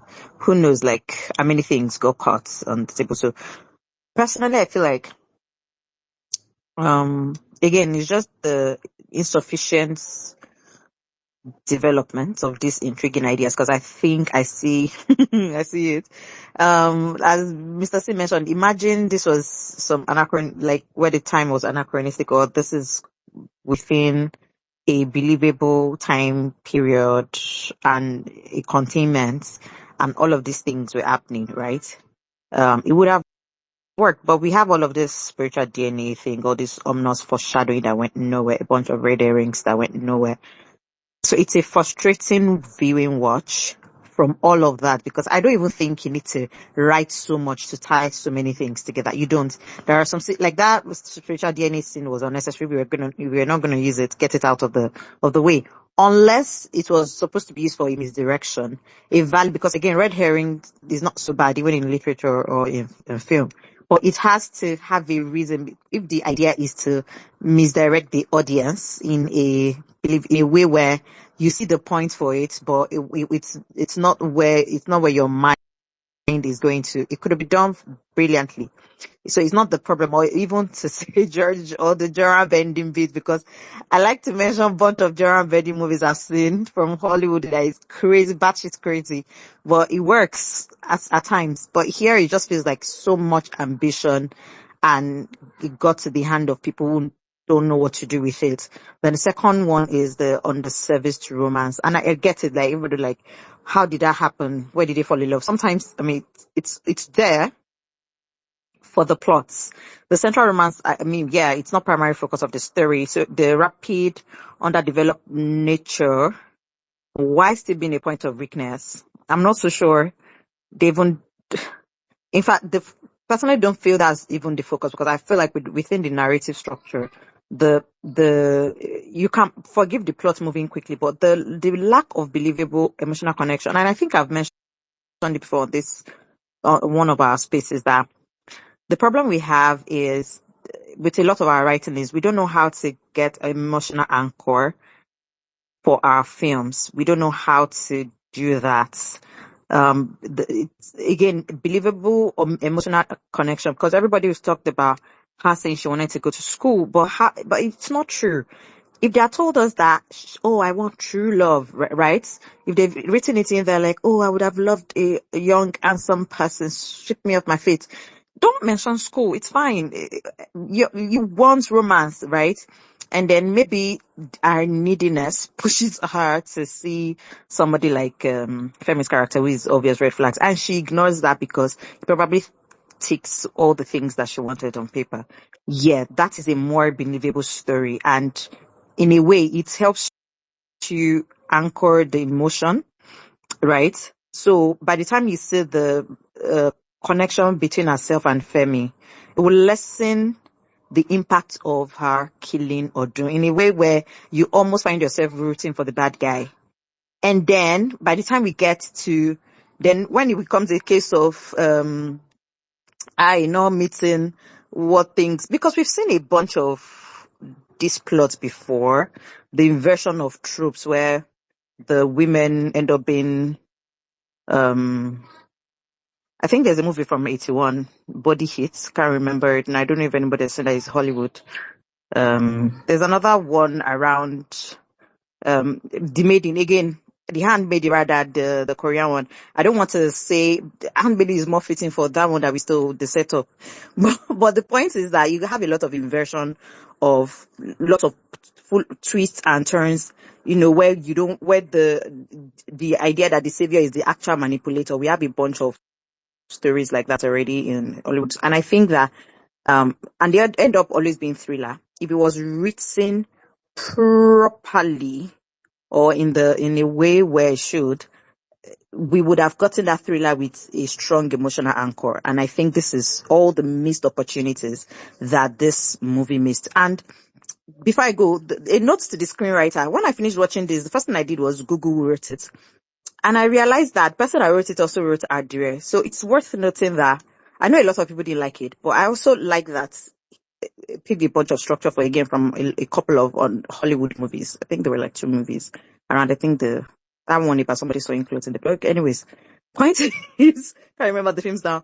But point is, I feel like there's a clear talent here for creating high concepts, like culturally rich stories with strong female characters. I want to point that out because I think this writer has a thing for strong female characters. But I think the raw ideas, potential, however, there's a recurring pattern where it seems like this person needs a strong story editor to help them refine their concepts and then tighten their narrative structure, which is lacking, so that all these setups can be paid off. So I hope they get it. I mean, it made me want to, okay, who wrote this? But yeah, that's just that. Okay, all right, thanks, Elizabeth. All right, nothing must change. Who said finally we have a good movie and this movie has been cooked? So, Oh my God, Mr. C, you are a hater. All the next year, all the movies you've been recommending since. Which one have we discussed good for that long? Eh? Which one have we discussed good for that long? Please, this film is not bad. there's only one film I think, in terms of movies that I've really liked and recommended this year, I think, and that's Say Who Die. And we can't even compare this with Say Who Die. Like, they're not in the same league, please. And thank Like, you. So what I was just saying is that I noticed something about a pattern about this writer. I think this writer just finds one Hollywood movie and or one foreign movie, and they try to like make it Nigerian or local, in a way. I've noticed the pattern. So that's where the problem just comes in, and the whole thing will just fall flat on its face. So I think they need to like Elizabeth said, they need to like work on their, storytelling and how to like you want to like twist something, you want to like rewrite something, and you want to make it your own. You need to like learn how to do that. Or maybe they need a story editor actually. So I've noticed it. I noticed it with Adre. And when I was watching this movie, so I said, I've seen this movie. This movie looks like something I've seen before. But I didn't just remember the exact movie. But I like the way they were trying to like make it Nigerian. I mean, make it our own fantasy kind of. So that's what I want to say. Oh, you like the intention. That's okay. I said that too. I wanted to ask one quick question very anonymous thing. Is there one character here that you think the motivation makes sense from beginning to end? I think Funmi is for killing for killing Babadun. I think they had the motivation there until she now said, "Oh, I'm pregnant for Babadun." She was carrying his baby before he died. So I was not like someone said like I did not going to do that DNA stuff. So, but I think one of the motivations that I saw was them killing him. That was okay. But for the guy, for Toby's character, I didn't see any motivation for him. And for I don't say for trying to like invoke the spirit of about I didn't see any motivation. Like why? Not like you people were fucking. You people were not. Pardon my French. You people didn't have anything. Is your brother-in-law? The relationship was that and that. They've killed someone and that. I don't know. Well, if it had been the people working for him because it was nice to them, like they are the one that went to like try to invoke his spirit, I was like, okay, that makes sense a bit. But I didn't see the motivation for Yaodun. I mean, for what's his name? The guy's mother and the guy. But for Odun killing Baba Odun, I think I saw the motivation. But after that, there was no motivation to do anything. They were just doing everything anyhow. Like, let me just do anything now. Let's just move the story forward. Let's try to do something, that would thrill the audience. Right, exactly. No is the summary of what you basically said. So, I'm just going to say in the film that you think is great. You can't even buy one character's motivation from beginning to end. All right, but I think a few people's hands got up. I think Uti's hand went up. Oh, wait, I just want to know about one thing. My hands were so hot for so long. Sorry, I saw Uti's hand, but Uti's not here. Okay, so go on. Okay, I'm so sorry if you can hear this in loud. Can you hear me well? Anyway. Kind of. A little noisy, but you can manage. Yeah. Sorry, it has gotten okay. This is kind of I think the movie acts, that's why I was comparing it to all those other things, because it reminds me of all those other things that is there. I get why people are saying, I think people are thinking about they need a romantic long something, but it's not stuff. I don't think that is, maybe I'm just doing too much, maybe I'm just putting too much on it. It's kind of like people reading Wuthering Heights and being like, I don't get why there's so much in love, there's so much this. It's not necessarily supposed to be about like love, romantic love. It's supposed to be about like, she just sees in this guy what she wants to see. She wants a young husband. The one thing that she keeps on saying about her husband is that her husband is old, and she was forced into it. But he didn't force her. It was your parents that forced you into it. And number two, okay, you see a hot young guy, she had a whole story. People, when she said that thing, remember what she said? She said, you will get his stuff. You claim me, and we will have these children, and we will have this life. In fact, after they killed him, where did they go next? He says, oh, we shouldn't be going to the farm together. Don't you think it's too soon? She said, no, to stop the people from talking. With him, she has the vision of the life that she wants. The young guy with the money. When he suggests, okay, should we run away? She said, no, we don't have the money. How are we going to survive? Which indeed, sure, that's true. But also, it's a bit cowardly, isn't it? You don't choose the difficult one. It is easier for you to kill so quickly the life of a man who you, first of all, you didn't let him touch you, which is understandable, like you didn't like this something. But he didn't necessarily treat you bad. But you were so narrow-minded, holding on to the idea that he's an old man. And yes, you were put in a situation that you don't want to be put in. But how do you deal with the situation life hands you? Do you make lemons with sugar or do you make lemons with poison? That is what she sees in him. She's projecting onto him. That is it. It is told to us by her actions all the time. We know that she's smart and we know that she's arrogant because she's just rude to the village people for no reason. For no reason. Every single time we see her, she looks down at Labake. She looks down at people. She has flaws. She has heroic characters, which is like she's smart. She goes for what she wants, which, by the way, Femi does not have that. Femi is a lazy guy. Femi is dumb, but Femi is a lover.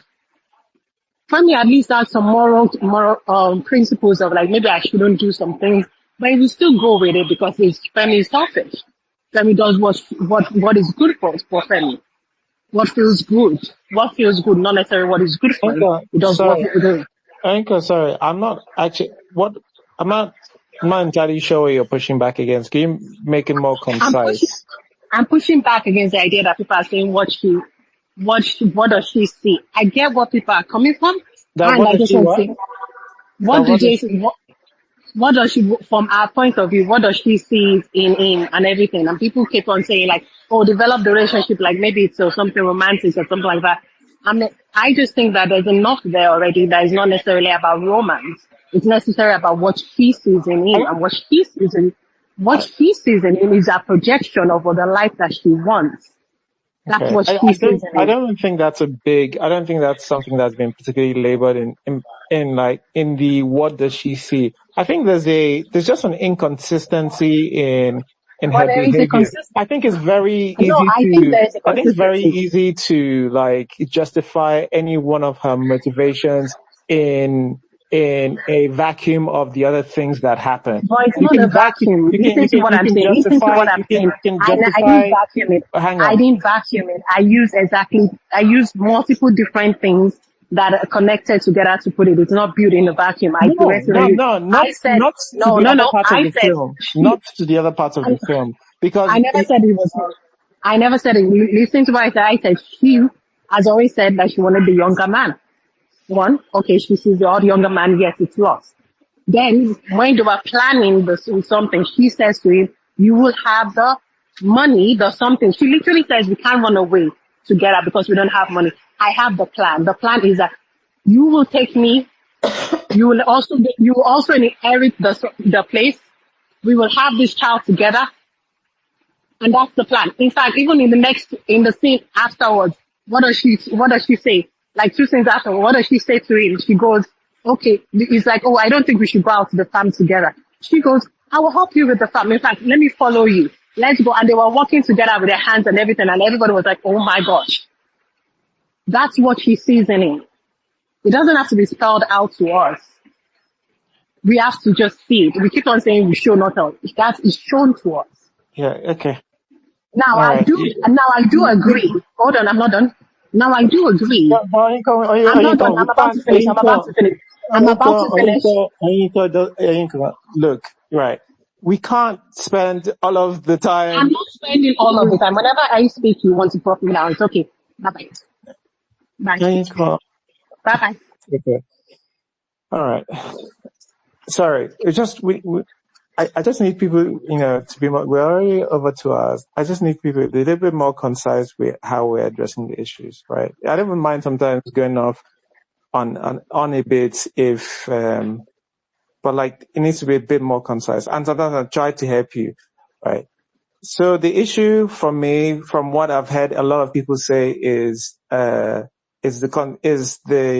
character with, a protagonist character, how she does this. You can just, even like, not even much mention, you can see how she goes on to kill, her husband.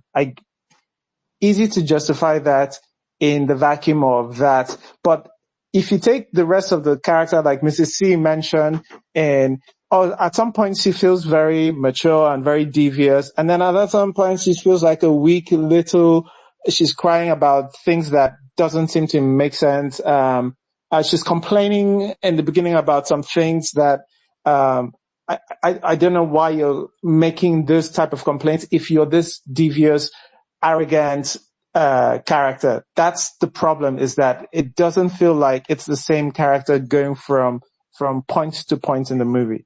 That's what, for me anyway, that's a major contention. This trying to justify what she sees in Toby. I don't know who cares. Who cares? Like, it's one of the small things in the issue in this, but yeah. Anna, do you want to? What did you want to say? What pushback do you have? Just based on the motivations, I guess. I actually don't agree that she had any motivations that were solid enough at the point, because after what's his name? After her husband died, after she had successfully killed her husband, remaining in that place, choosing to marry Femi, was similar to what that Olotore character did in the season 2, where everybody died, and the point of view for you to just turn around and go back home. You decided that you wanted to continue on a journey that had no head. So yeah, I don't think that as a whole that character had any motivations, and I agree with you, Mr. C. None of the characters had a solid enough motivation in that entire movie for many things they did, including, like I mentioned, including Banker that came back. Why did Banker come back? We don't know. Why did Odun marry this girl that obviously didn't like him? Like, do you know where he traveled to marry this girl when he could have just, I don't know, married? Why did he inherit his brother's wife, his late brother's wife? Like, his nephew now had to inherit his own wife. Like, the motivation just did not motivate. Yeah. Yeah, thanks. And I also, it feels like Toby's the only guy in the village, to be honest, because he must be the, he must Can you be, not He see the was abs? the hottest boy. You know, he just Can came you He not from the was the see the only city. one. abs? No, there was He no guy just in came that from the village. city. Oh. there's no other guy in the village. A That's why he young came back virile from man. He was the university. only one. That's why they want you in You know, shirt. even you guys have. Like, That is a man with abs. as in operator. He's Look at his alive. It chest. doesn't matter about the apps. It's the only man. Nalaye, We're it the only youth. matters. It He matters. must be the You only youth saw here. That's why he left no, university. He was you know like, he there's had actual exposure. competition here. My mates are actually here. Let me go back to the village where I am the only youth in the village. Well, Exactly. This is what yes. That's why I was tired of. Maybe he was attending uni like so many hot boys, so he had to go back to village. Oh, happened. he knew that, if he comes back to that village, he'll be the only old boy, and He his was uncle will a local die, and he will champion, triple inherit crown. the farm. Look at all of these things in his head. Think Babes, about they it. rush him. He was somebody in the village. He was nobody in the city. And he I didn't think have I to think cry. Uti is back now. Her hand is up. Yeah, Richie, please go on. Oh, yeah. Can you hear me? Yeah, we can hear you. I had a question. Are we sure that what's her name? Mercy Ivy's character did not know that Fumi killed Odu? But I think I feel like there's a lot She of knows. She evidence to calls show her that a she yeah, did she not called murderer. her know. murderer. Yes, Yeah, she called yes, her she does murderer. call her murderer. It's She just that knows. She it just doesn't Okay, doesn't okay. take mean action. anything. Because I thought it was like I thought we said that she didn't know, so that's what's confused. Yeah, I think But somebody anyway, mentioned it and I was going to correct it, but I forgot. Yeah, she at some point it seems like but it's just like, it doesn't mean anything. It doesn't seem to mean anything anyway. She just But almost, nothing means anything in this yeah, film. Yeah, it's she just, does Sorry to. nothing with all the things that she look, guys, she's a traditionalist. Although there was a point where she says, her Ishishe will not let her do something bad.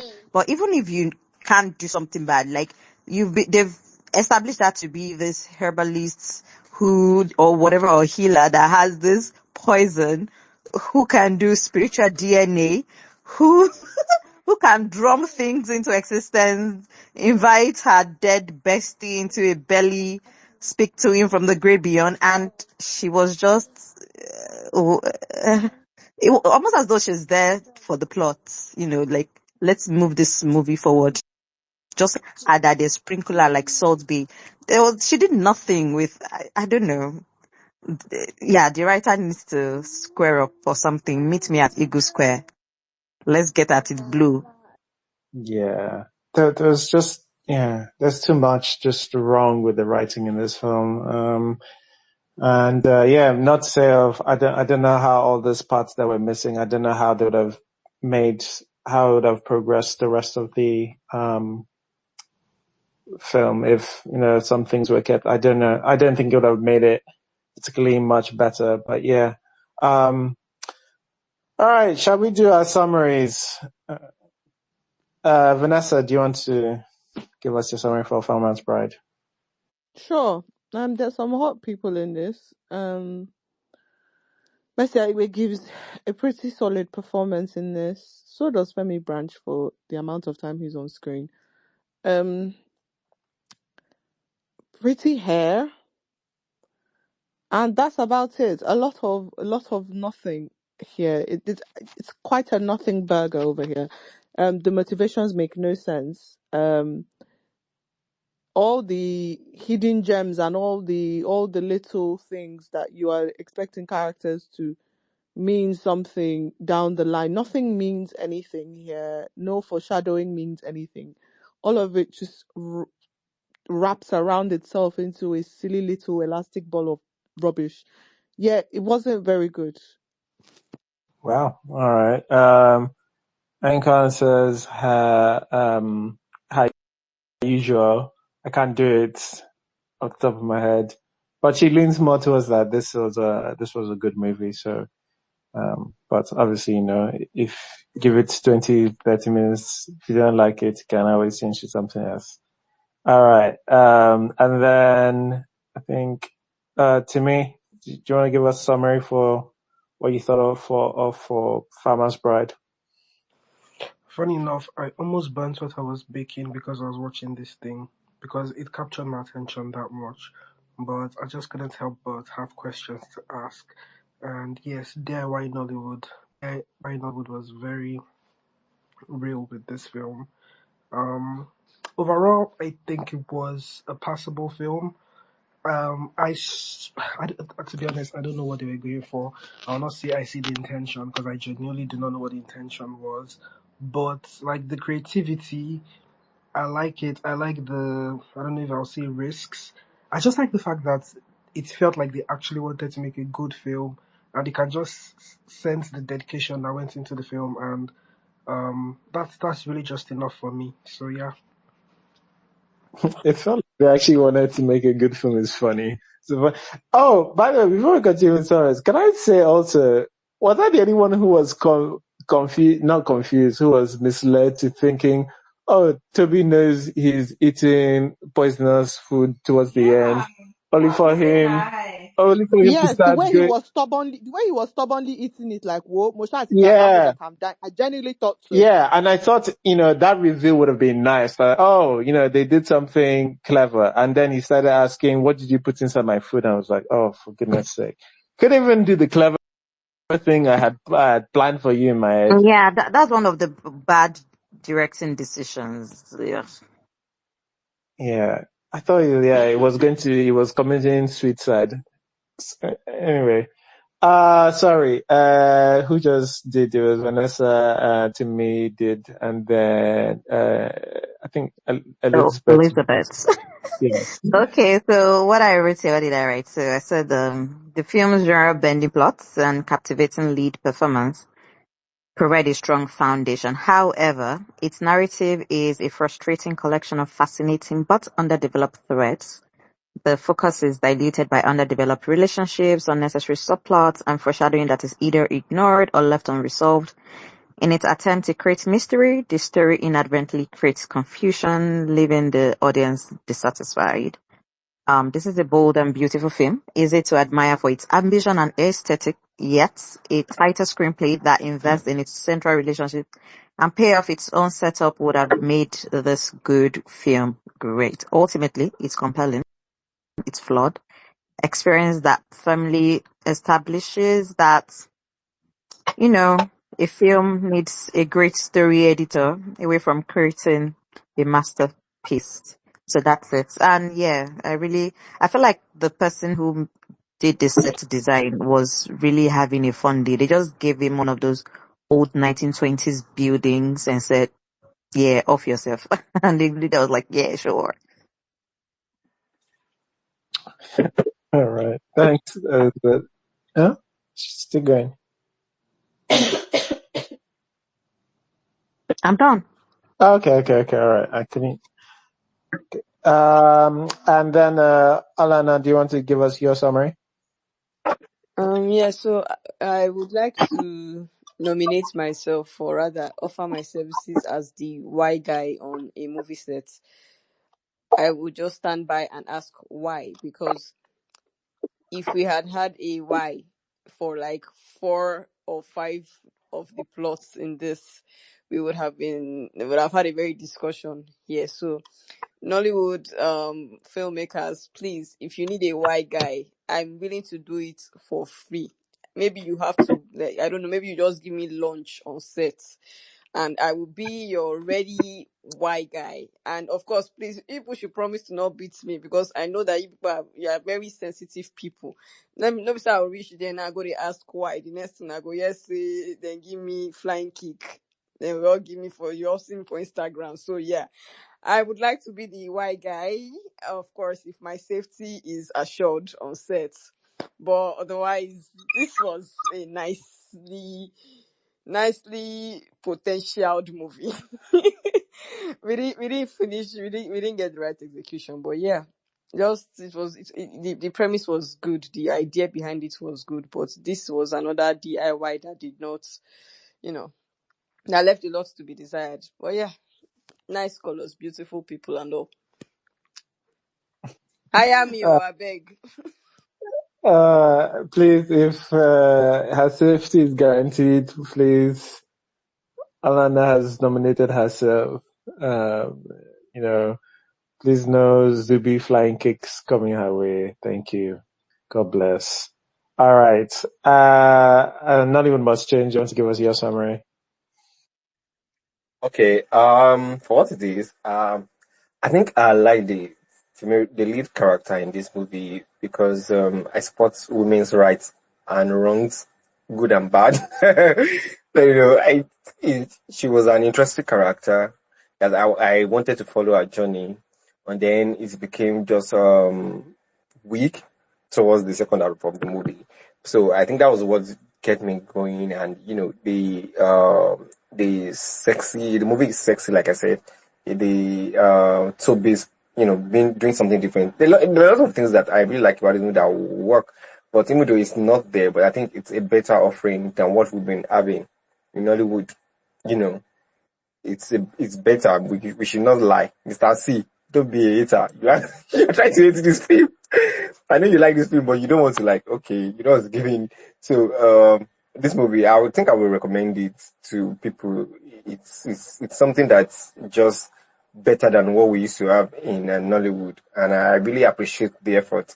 I really appreciate the effort they put into it. I want stories that are different, let's just work. Let's make the script tighter, and let's know what we are doing. Yeah. Yeah. Okay. Mrs. C, do you want to give us your summary? Yeah. Honestly, quite far from the most offensive thing we've seen this year. It wasn't good, but I think one can burn some time on it. As long as you don't dip it and don't be asking why. Yeah, this one couldn't even pass my turn off your brain to this thing. Like, my brain is not usually on full flow for Nollywood anyway. Like, it's not trying to decipher any of this thing here. It's just, I couldn't, this film just couldn't get off the ground for me. Really early on, it just started raising questions I wasn't sure I was going to answer, and I was right. So yeah, it didn't work for me at all. So it's not just one I'd recommend. There's something going on with the setting. I know they put a lot of like money into the set design. That's only a means to tell a story. And the story for me in this was just generally very, very weak. So, yeah, didn't like it. But let's see what happens next week. When we discuss another film, it may be, what do you call it? Not Thin Line. It may be Thin Line, except if something new comes out. But apologies to people who don't want to discuss Thin Line, who have seen it. But it may be Thin Line. But yeah, if not, thanks everybody, and we'll see you guys next week. Bye-bye. It's not in my hand, Mr. C. What's my business after summary? My business with your hand being up. Something I think I can read what I want to say. Like the terminology I want to say, like this movie switched from being a character-driven story to a plot-driven story. That was the problem. It just switched from being character-driven to plot-driven. Right. I don't even know where the character is from, to be honest. Don't care. Didn't care. But yeah. All right. Thanks. Bye-bye. Bye. Thanks for listening to the episode. If you enjoyed listening and would like to join live, just follow us on Twitter at IrokoCritic and join us every Sunday 6 p.m. West African time on our spaces.